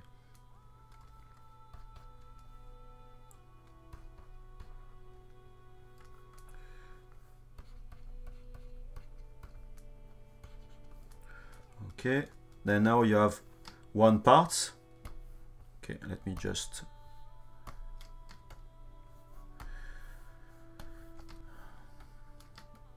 okay, sorry. Come on. Okay, I have this part, I have one polygroup. And be sure to have just one polygroup. Okay, I will just change the proportion to be sure that everything is aligned for the center part. It will be better for the repetition of the parts. Now we'll just hide this part. Control W to have different polygroups. This one again. Control W to have another polygroups. And you see now I have these three polygroups. Beginnings, middle, and starts in between and the end. And I will create an IMM brush. And I go in brush palette. Let me just hide my references. And you have create insert mesh brush. Okay, I will create a new brush. Now you see if you are just click and dragging, you are creating this shape as an insert brush. And in the stroke palette, you simply need to enable curve modifier, curve, enabling the curve mode. And now if you draw, you see, you have this repetition of the beginning and the end, and in between the shape which is connected. And as you can notice, not everything, I mean, it's not connected, just the part are the one after the others. And in the brush palette, you have in the modifiers, you have by default this three-part mode, meaning that it will consider the mesh that you are inserting as a three-part if there is 3 polygroups. And I want to weld the points. Let me just click once to update the curve, and you see now my curves, I mean my shape has been updated and all my vertices has been welded together. You can do some changes like increasing the resolution to have a better curve like that, and you can click on the stretch mode to be able to stretch the polygon in between and not keeping something which is very harsh. And at the end, the last thing that you need to do is to go in these curve modifiers and using the size of the brush, you see, to change that way the brush. And if you want to change the size by itself, remember this is the brush size which defines the thickness, let's say, of the shape. You can increase like that, and you have something which is bigger. Of course, it's up to you to sculpt or to create your base mesh in another way. Okay. Okay, let me just go back with my references. Some text. Yeah, 3D printing doesn't rely on the processor of the computer. In fact, you have a software which will prepare the model for the 3D printer, which will slice. But as soon as this slicing process, creating, I mean, the path of the head or the outline of the layer, as soon as it's done, it's only on the printer side, not on the computer side. Then you can shut down the computer for most of the printers. The Form 1 and Form 1 Plus and the Form 2, as soon as it has been uploaded on the printer, you can shut down the computer. Oops. Same for the Ultimaker. Ultimaker is not even connected. I just copy on an SD card my 3D mesh and my 3D model, and I just plug the SD card on the printer and just start the print process. Okay, and let me just go back to my model. Okay, also about this brush that I'm using, these T-hairs, I have multiple shapes, you see that way. Then I'm using the default one, but I have 3 shapes. Then you can create an IMM brush with curves to build a lot of hairs. Doug, no, there is no way to rotate the curve. Oops, sorry. The only thing you can do is to stretch the beginning and end to smooth it, or you can smooth the curve already with the smooth setting, which is in the curve brush. But if it starts to twist, there is no solution as far as I know.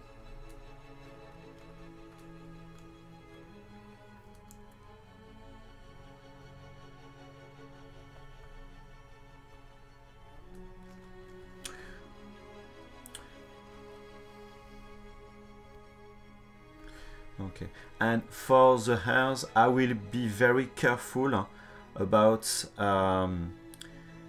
be sure that I have enough thickness, because again, this is something which can be very problematic to print. You see, especially this kind of the end of the print. That's why when I will print the hairs as another part of the head. And the hairs maybe, you see I have the band, I'm sorry, on top of the head. I will do a split of the hairs on these parts. The hairs for the back of the head will be another part, and perhaps multiple parts. Perhaps I will have 3 or 4 parts just for the hairs. Another one for the face, perhaps another one for the neck. I will need to think about that, and very soon. Now this hairbrush doesn't come with ZBrush. I will put In the YouTube description, I will put the download link for this brush, if you want. Okay, I did this one. Let me just tap once on the model to validate my curve. And now with my move brush, I will just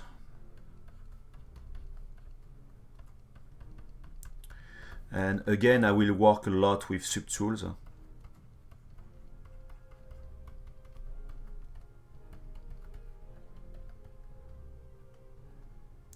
I may not respect exactly the original design.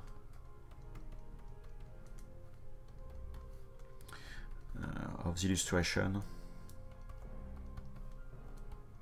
because creating the hairs is always very, very time consuming. A lot. Inflate.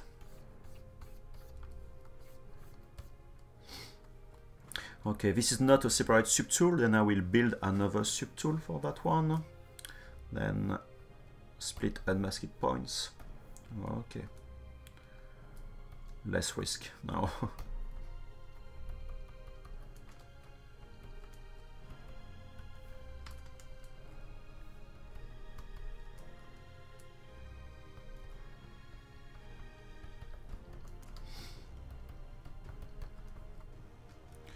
And each strip will be a separate band of polygons.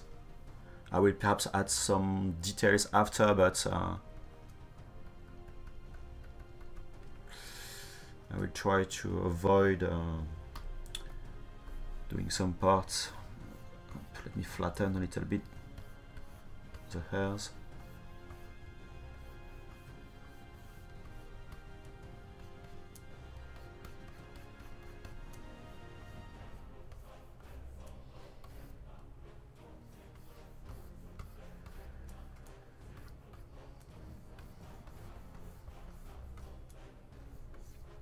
Oops.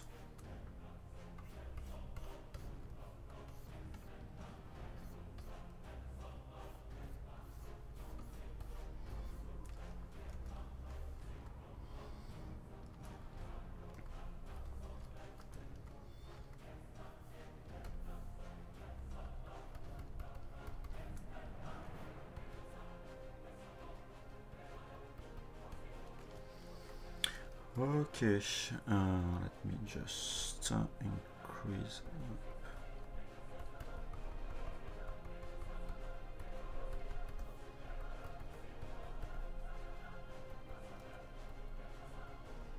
And again, you see I have my level of subdivision, then I have a lot of freedom in terms of modifications and refining a lot my model.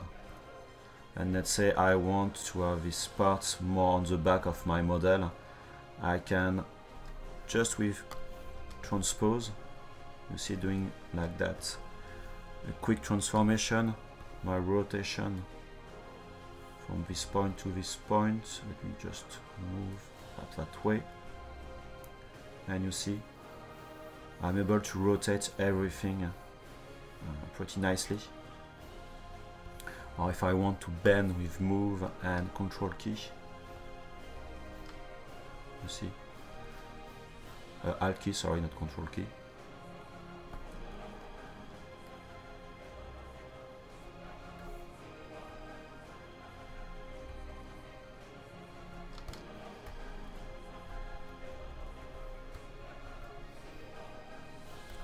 Inflate a little bit, okay.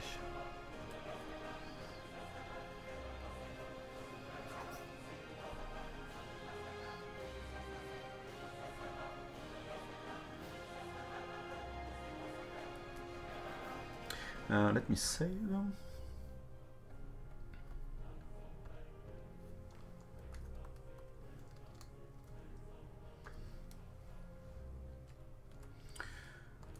Okay, I will do this strip of hairs and strand of hair, strip strands. This part and this part after the large one, the top one, this one, this one. I will go that way, I think, this path. Let me select again my brush.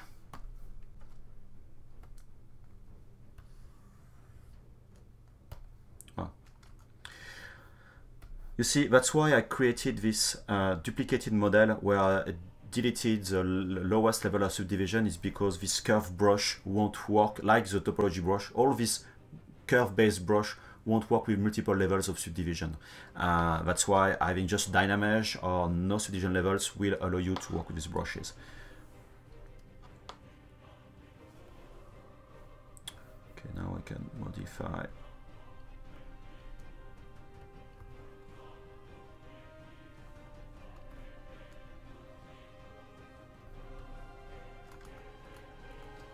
Take care about not clicking outside of the curve, or you will have some issues.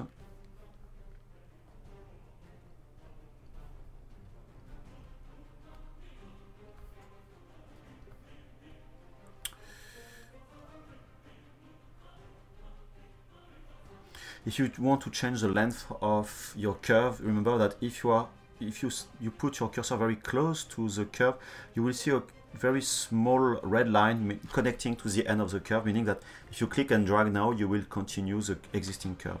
You see, I can continue like that and changing the length of my my hairs. I need to rotate everything. It's a bit too too much on the front.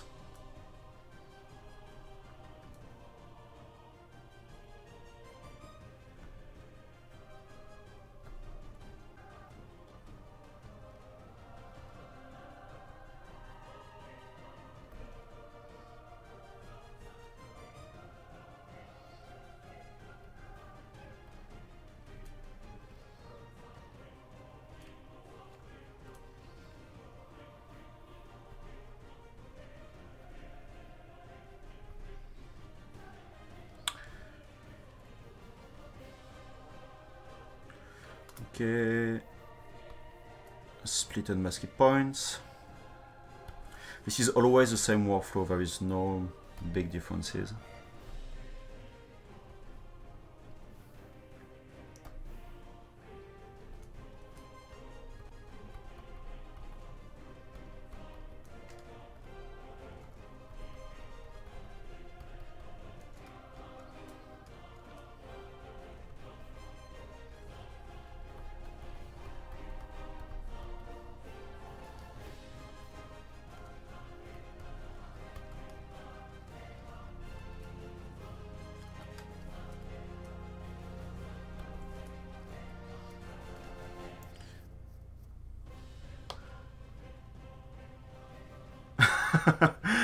No, Doug, I don't send my wife and kids out for a trip to the zoo when I have FDM print. It's in my office. The problem is more for me, and especially when I have 2 or 3 printers working at the same time together, it's very difficult for me to work. In fact, SLA printer is not that noisy. It's more FDM printer, which are very noisy and toxic also in terms of fumes.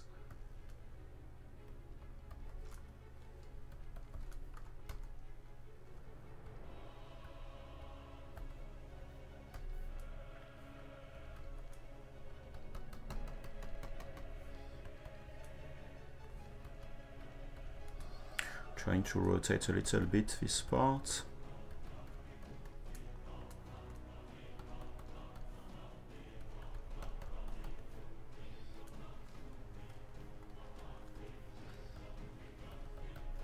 And I will do my best when I will finish, let's say, these hairs, that as much as possible they are, even if the design is slightly different, but that they will be in contact, they will touch together, just to bind them, to make the print more secure, to give more strength to the model itself. I don't know if it makes sense, but this is, well, important.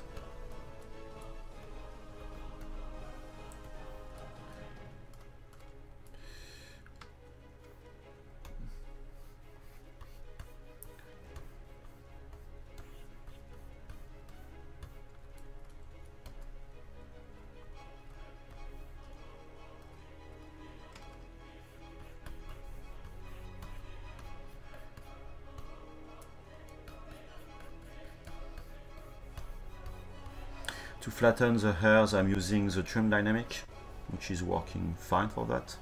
Or I could use the edge polish, which will be even better, I think.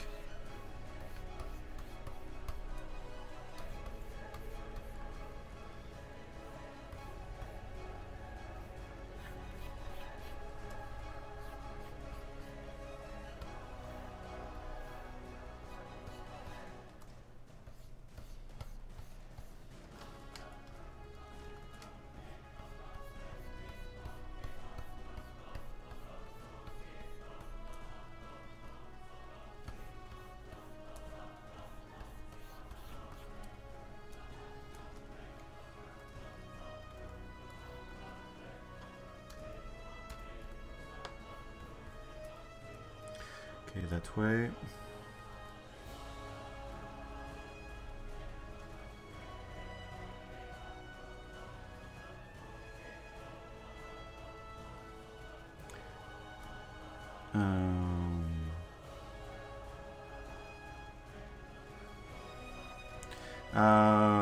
Valen, sorry, I won't explain that again because I need to move forward for the hairs, but I use the Topology brush for just these strips of polygons. I just use this brush, Topology brush. I will show you just quickly on that one. I just did strips like that all around the model, and after I just generated the polygon that way, nothing else.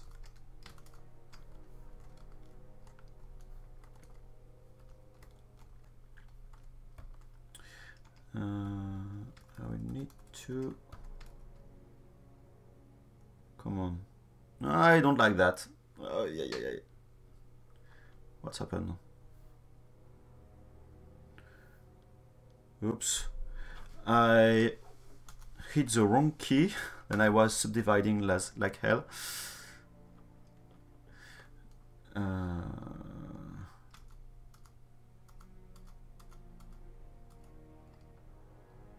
Okay. Sorry. Okay, we'll do this one.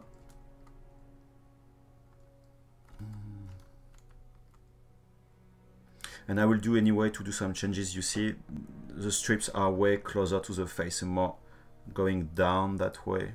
This one should be smaller. Let me rotate now.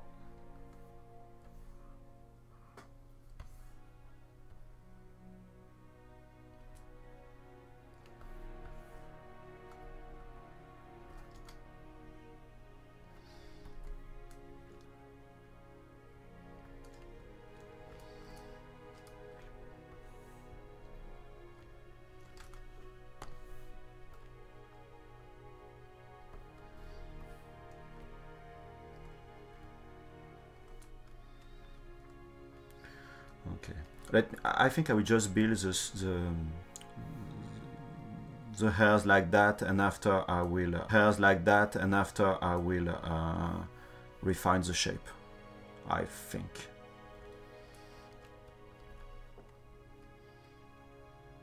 Which printer is come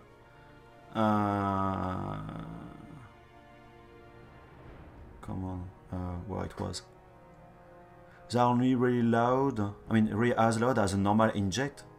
Which printer is I mean, I'm sorry, my printer are so far from an inkjet printer in terms of noise.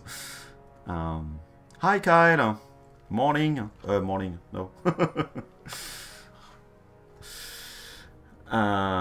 Okay, now you can blame Kyle for everything which can go wrong. Okay, let's go back to my brush.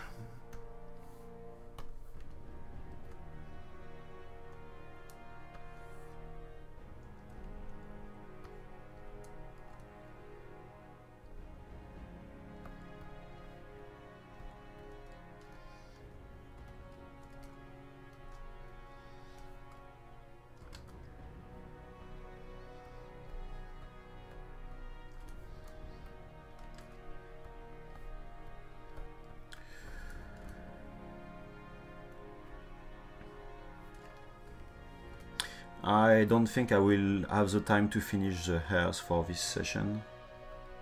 but I would like to build at least the front part.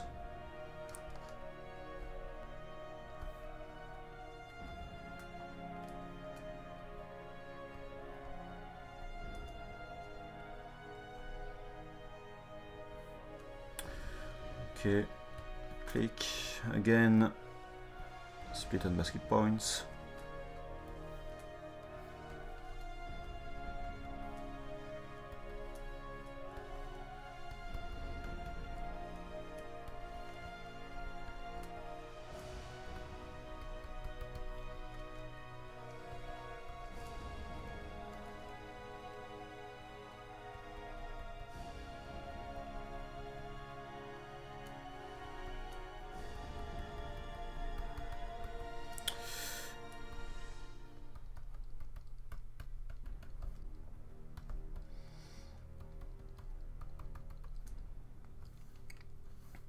I think I will interconnect them.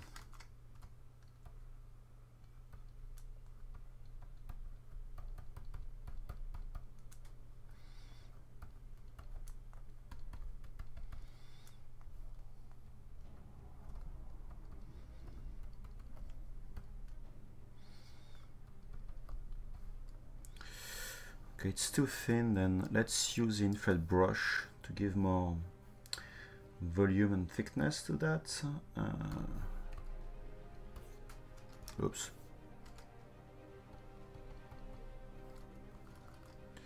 I have the feeling that do we still have the pressure on mine? Okay, I don't know why.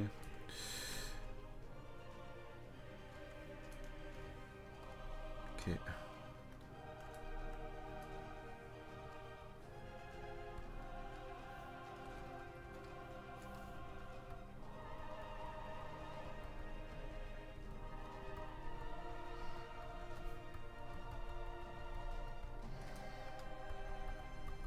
It's a bit too thick.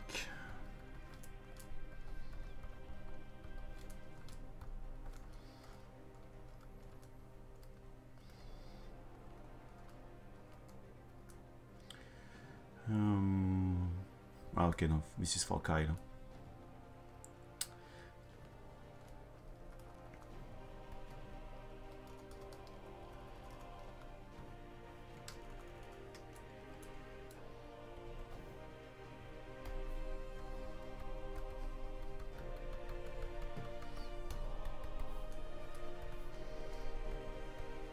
How things are going, Kyle, for you? On a Sunday?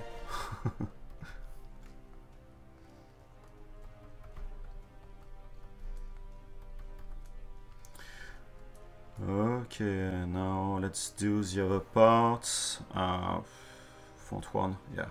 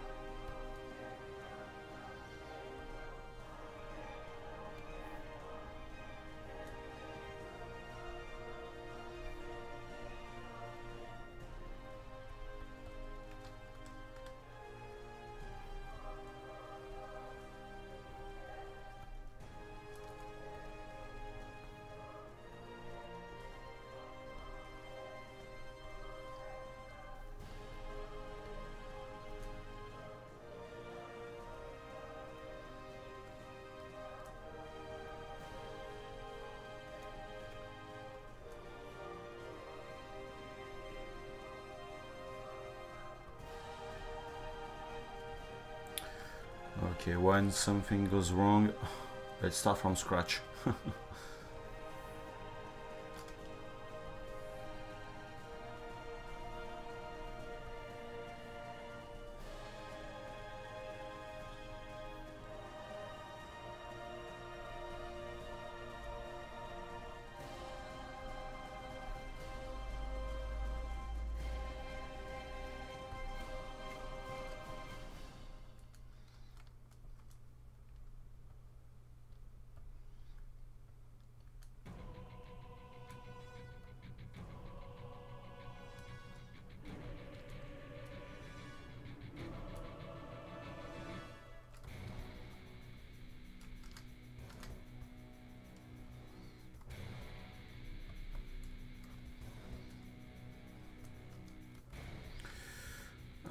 think I will just deform it.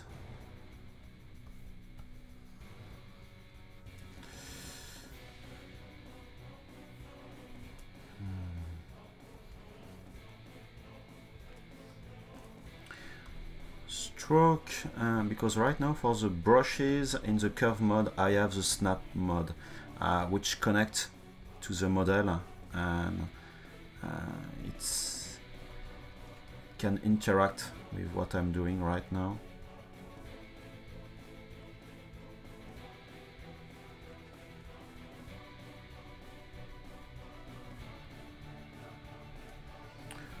Okay, it should be better like that. Okay. Tap it. New subtool. We split unmasked points.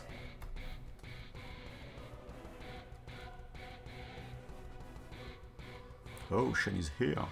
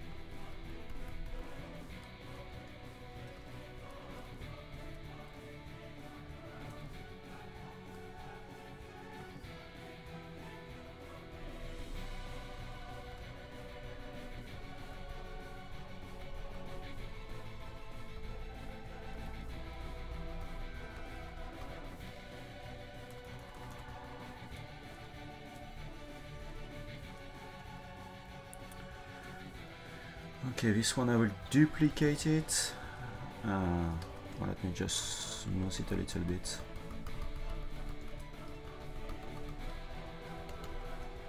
Of course, it will need a lot more love for the hairs, but again, I prefer focusing a little bit on the shape for now, where I'll put all the strips of hairs, and after I will refine.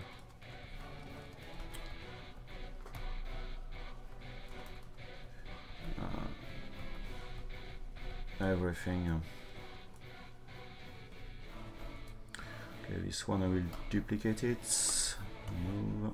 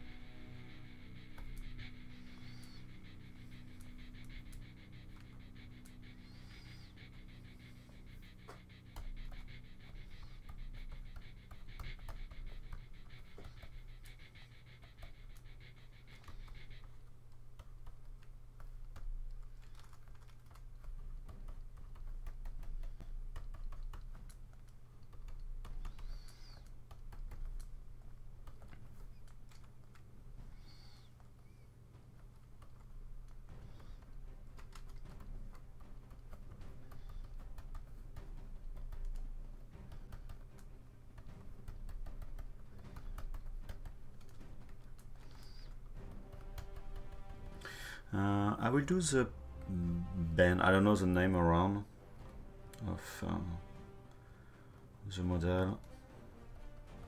I'm sorry, I'm lacking of vocabulary because this is not what I don't speak about that on a daily basis at work. Then I'm lacking this vocabulary. I'm sorry. Kyle, how do you name this part on the head? It's kind of bend and all this. We call that foufou in French.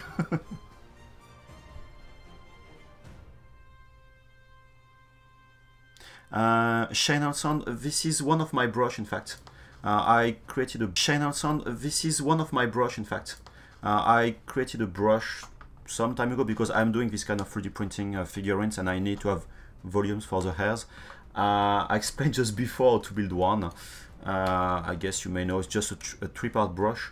And when we will put the video live on YouTube, into the description I will put the download link. I will give you that on Slack. Eyeband, okay, thank you. Okay, not the forehead, I mean this kind of band that you have, the band, the hairband that you have on top. Yes, GG Motion, I explained the process how to build the brush from scratch. Of course, you will need to define more the shape and the design of the hair that you want to make growing with the brush, but I explained the process, yeah. Then on the replay you will be able to find it.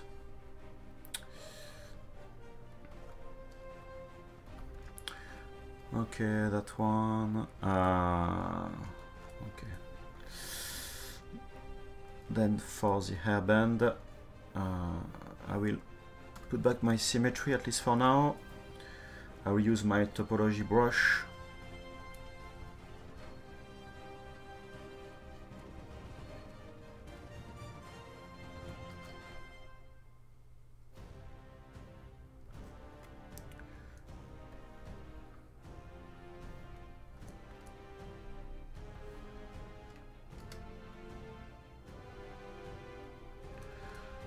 That.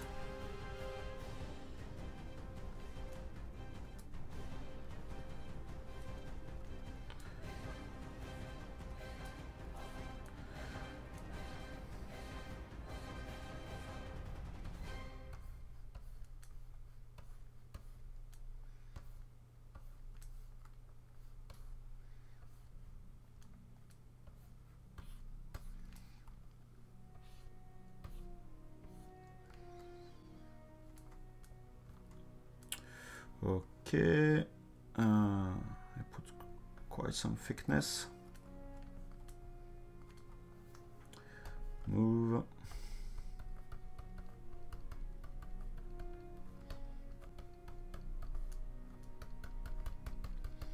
Don't forget that we have the volume of the hairs.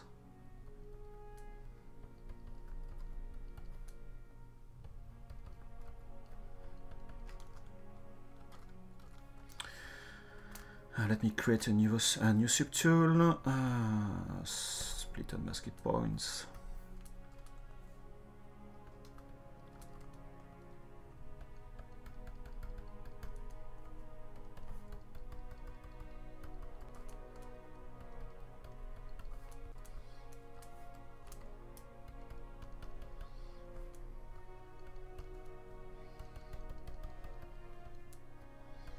And again, because I'm working for 3D printing, I don't really care about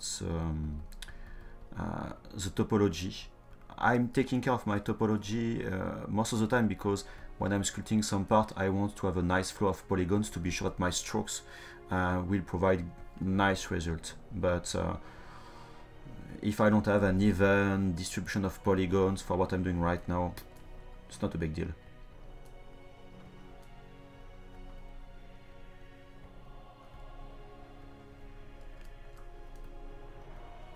This is what I really enjoy with 3D printing, is you really focus on the visual aspect of things.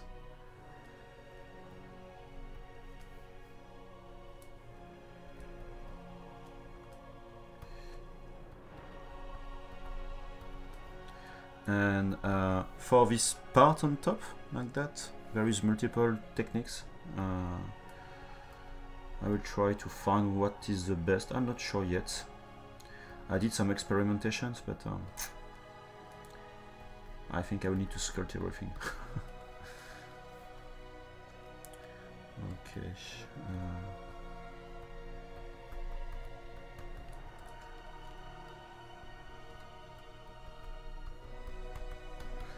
Again, remember I have some edges which are creased like that. If I go in my crease section and I go to, let's say, 2, subdivide, subdivide, and now I don't have my crease anymore. It should be okay so far. Let me just undo and remove my creasing, my crease edges, sorry. Crease complete, and the same one, I mean on the opposite side. Let me just check that everything is okay. Oops. Okay, no topology issues. It's fine. Okay.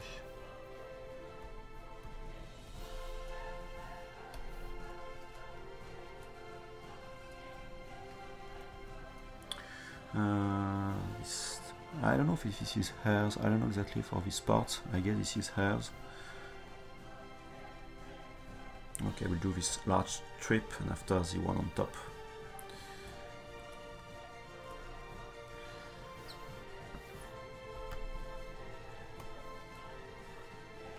I remove my symmetry. Okay.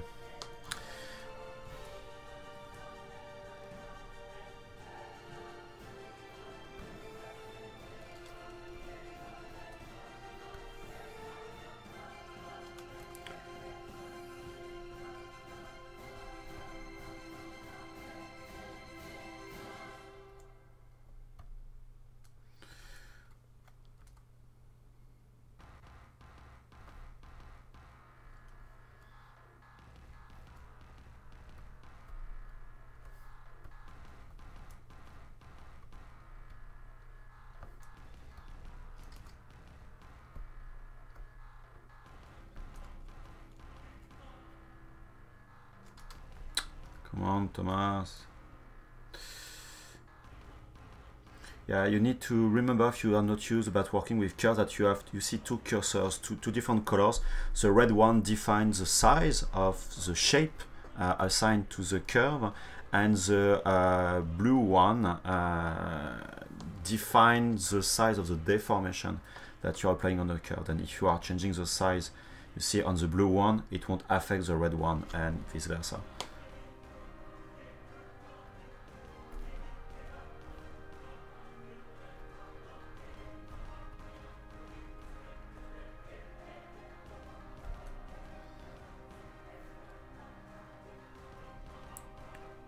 I will just increase a little bit the size. Okay.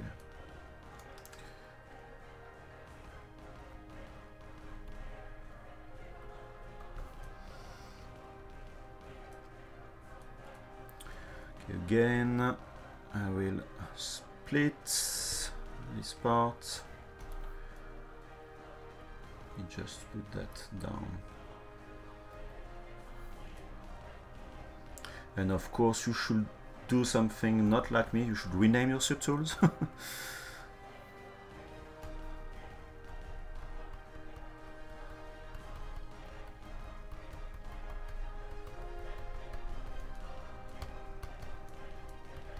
Even.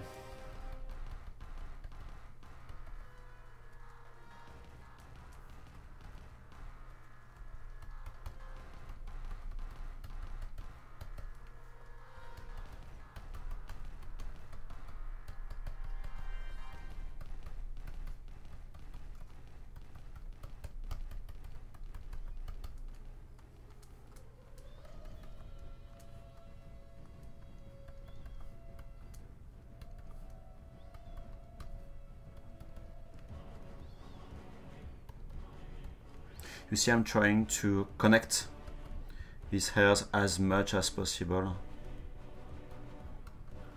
to avoid some part which may be too easy breakable, let's say, which may be problematic for the 3D printing process.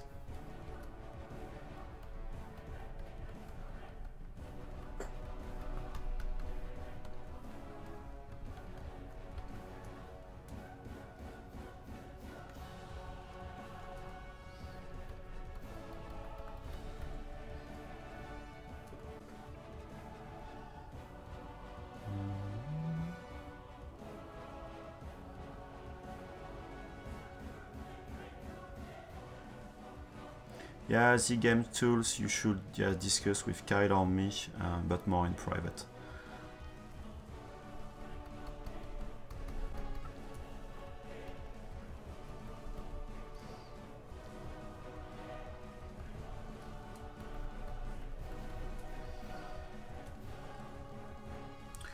Okay, it starts to take some shape.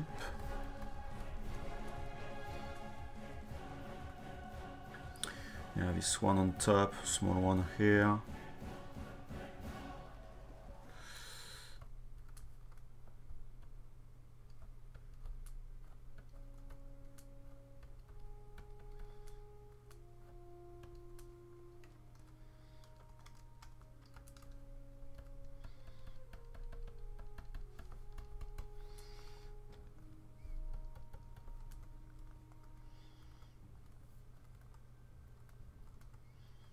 Yeah, Doug, I know that the hairs are very thick now. I really understand that. But again, I'm more putting them as much as possible on the best location. To be honest, this part of the hairs, which are very visible, which is very visible on the model, and also which is very important for the dynamic of the pose and the character, they will need a lot of love, and it will take a lot of time, unfortunately. Then for now I just want to put at least some volume. It's already 11:30 my time. I have to work tomorrow. Then I really need to take out that. The game tools, no, I'm the only one to speak in French here.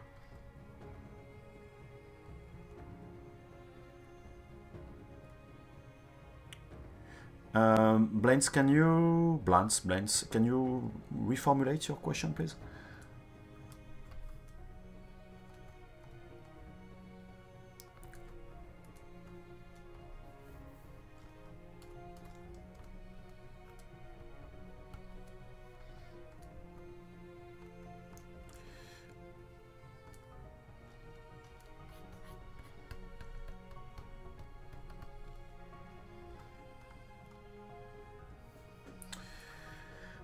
I think I will duplicate this part. Let's do it the easy way.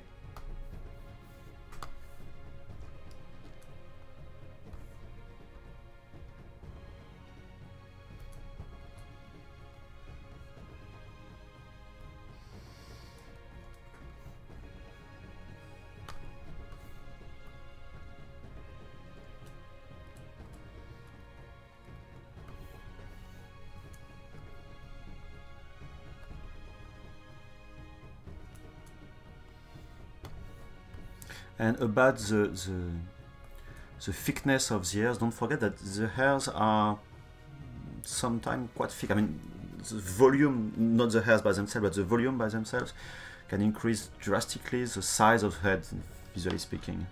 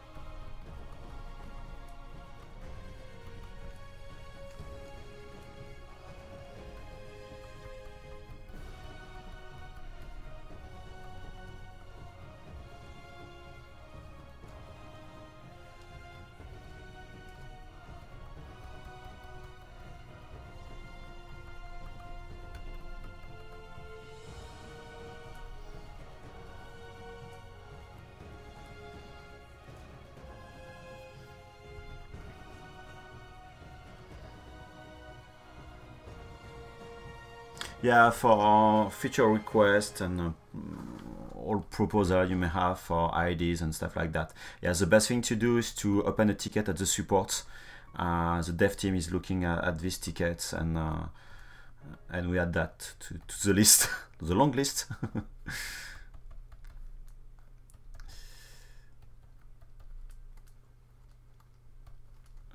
Okay, I will do the other side a little bit, like this side, like that. Oh, let me duplicate this one as well.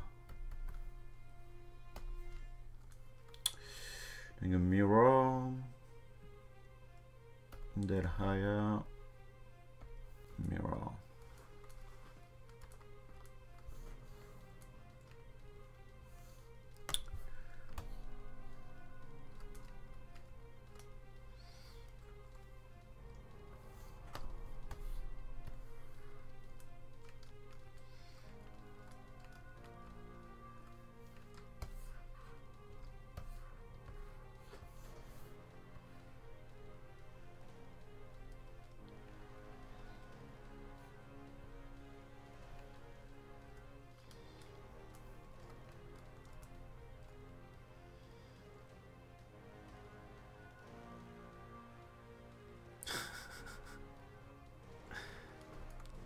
Yeah, most of the time the support is quite fast to answer the questions.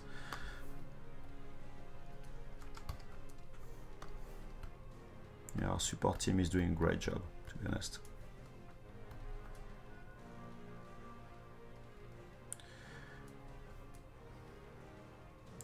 Okay, I need to consider now these small hairs. Big one on top.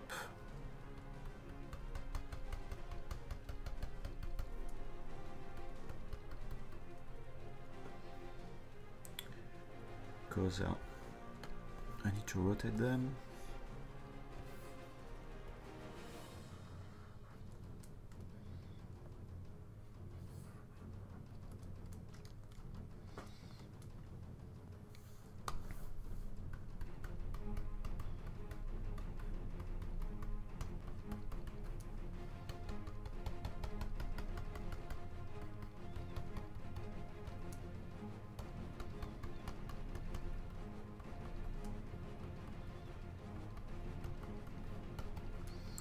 You see, by doing something like that, it's not perfect again, but it helps me visualize which hairs, let's say strips of hairs, I mean, where should be the good location for that. And I know that this one, I need to increase the position, I mean the height of these two small ones.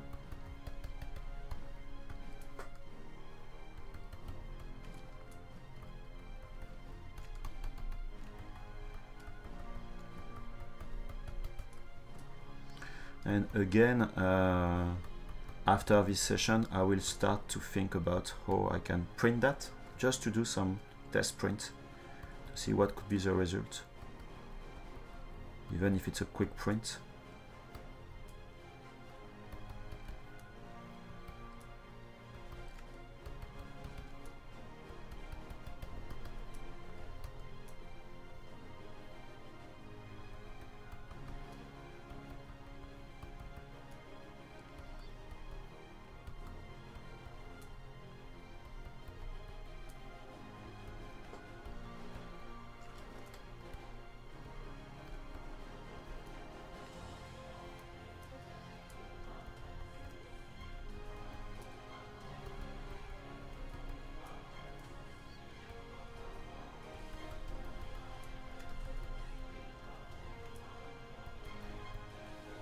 It's too bad that you can't hear the same music as me. You can listen to it.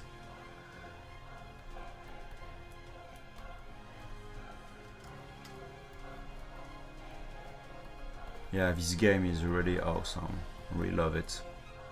Music, the style, the design.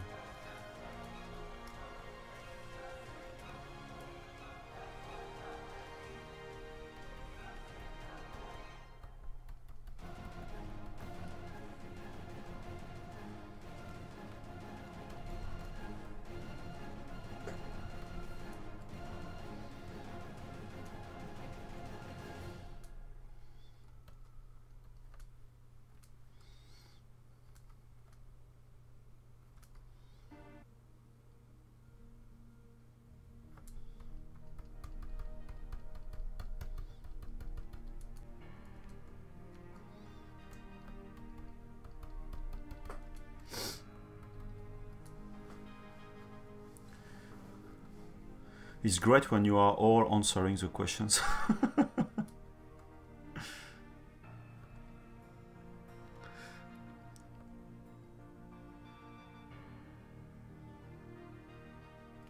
Yeah, Simplified 3D is a great software. This is something I will explain later. Not today, but during another stream. I'm using Simplified 3D for all my FDM prints. Let me duplicate that one again.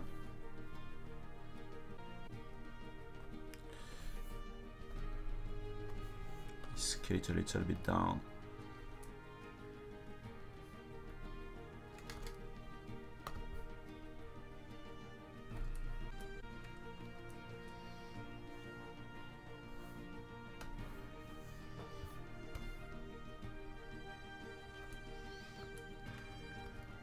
For me, the real problem with Simplified 3D that they don't have a trial version. Then you need to trust the website about the benefit of the software.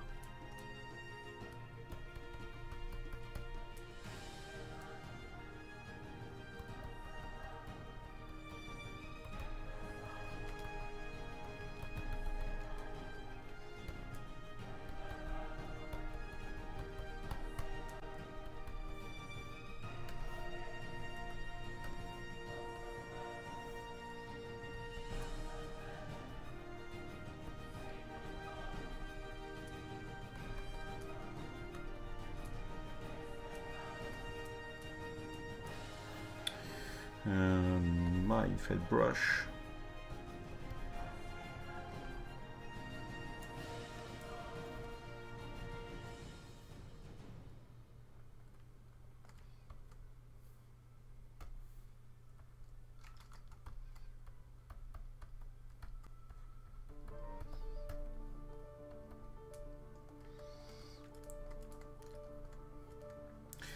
Something I will do as well.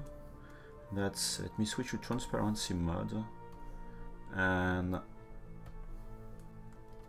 on the character itself, let me use my clay buildup brush, and let me just sculpt a little bit to give some volume. I'm not trying to do something which will be, let's say, perfect, but to give some depth to the head, and also because I will need to fill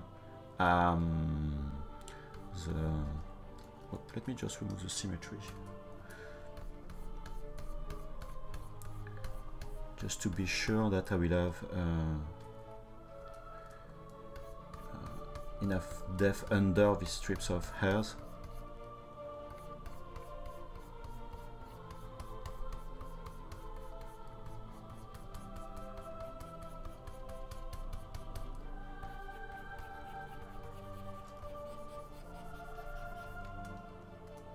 Again, these hairs won't be really visible, especially on this side with the eyeband. But you see, when you will be on the side like that, you need to see some hairs.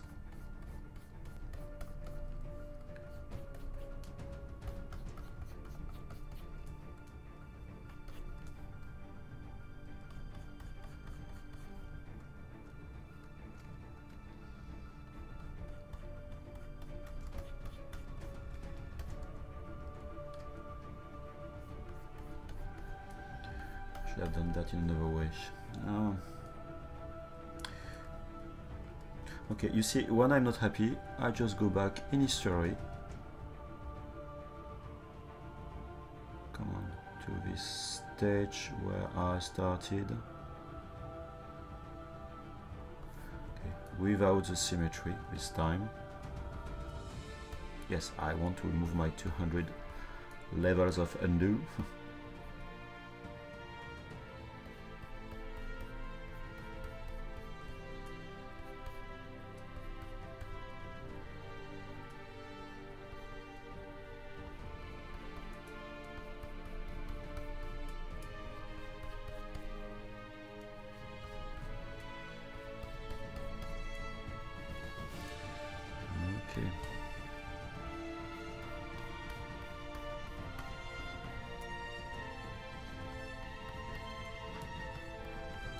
shouldn't be really visible, but well, this is the way I'm working anyway.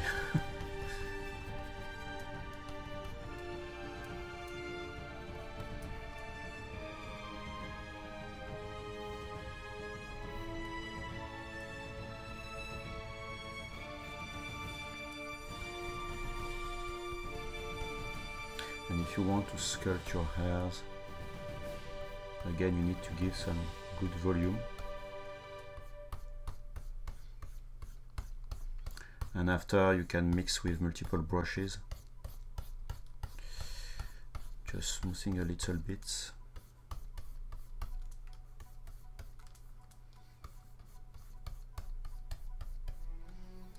You can eventually take the down standard brush .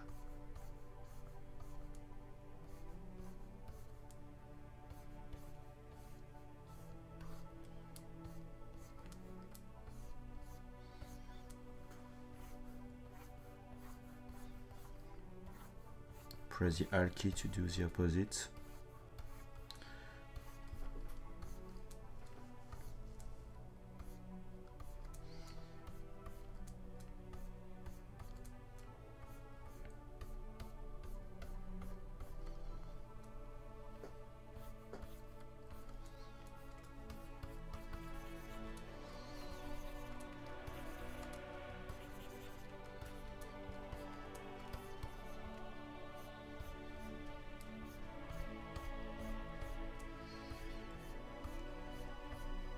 And yes, you could use the symmetry again for some part, but well, symmetry is not always good.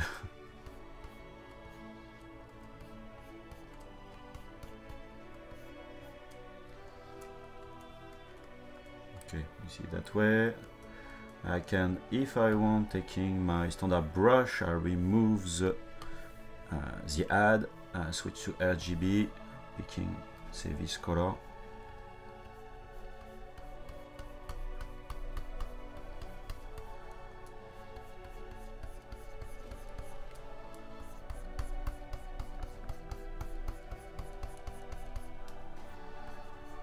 It's very psychological for me, but like I did during the last stream, for me, being able to see some something which is, let's say, close to what could be the final model is always helpful for me.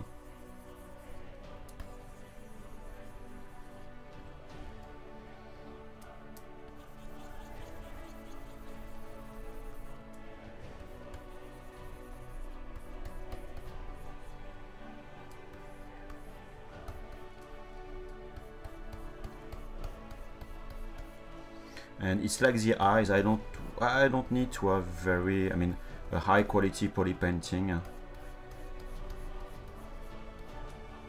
This is more an helper, an assistant for me. Come on, don't save.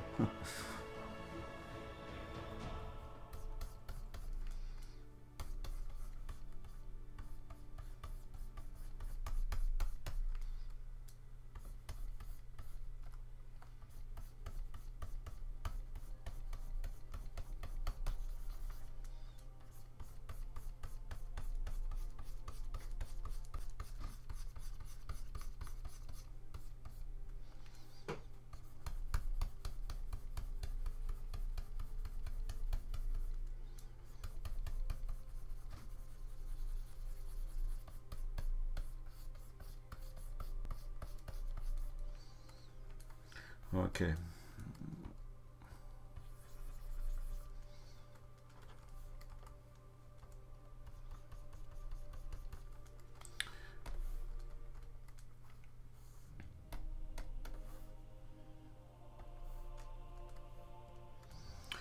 I have a curve, stroke, delete.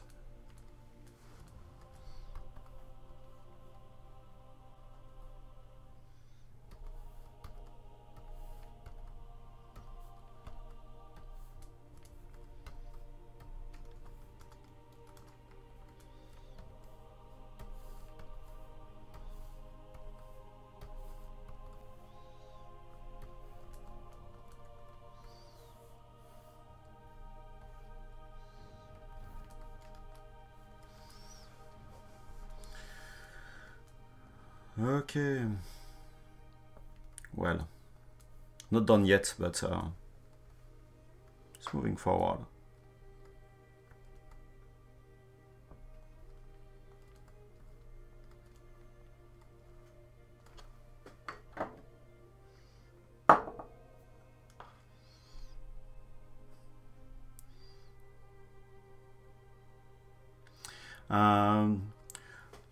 For a decent SLA printer, well, you have some decent, more DLP printer, which are using a screen or a projector, which are not that bad.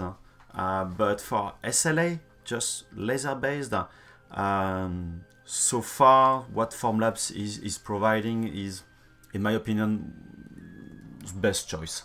Best solution, especially if you want to have a support and a community behind, well, which is, in my opinion, important.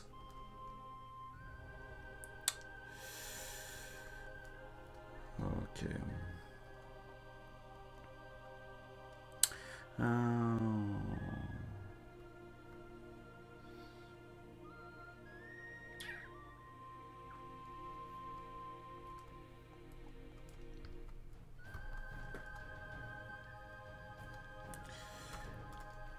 Duplicate again this one.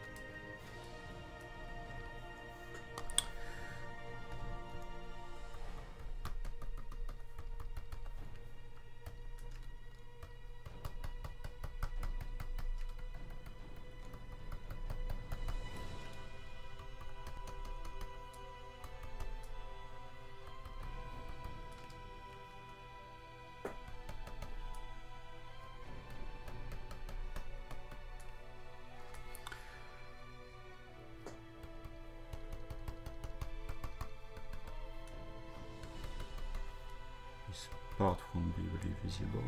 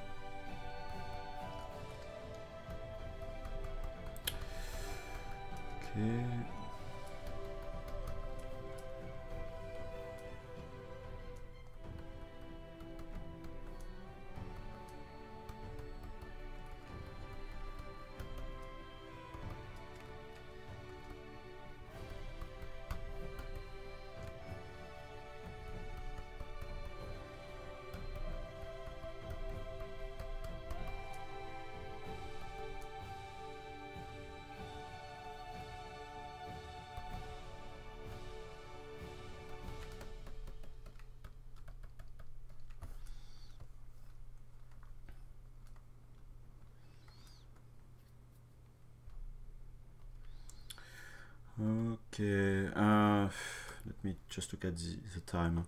I think I will stop here for today.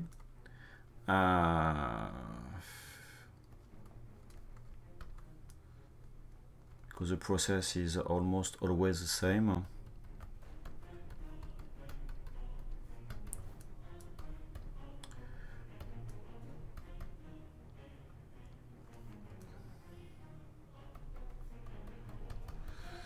The next session I will finish the hair, the volume, and I will start really working on the the clothes, the accessories, which will be quite some parts, but I guess that for next time it should be doable. At least a big part, I hope. Perhaps working on the shoes and legs should be quite easy and fast. Okay, anyway, do you have some questions so far?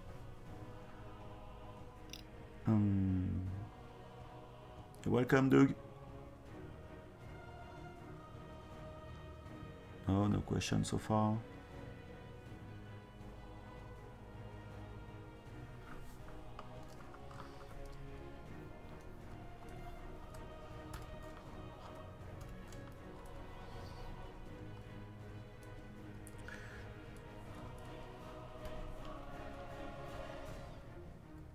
Okay, then thank you very much for being with me. Sorry, I spoke less than the last time because it's a lot of repetitive process for the hairs or the eye bands and things like that.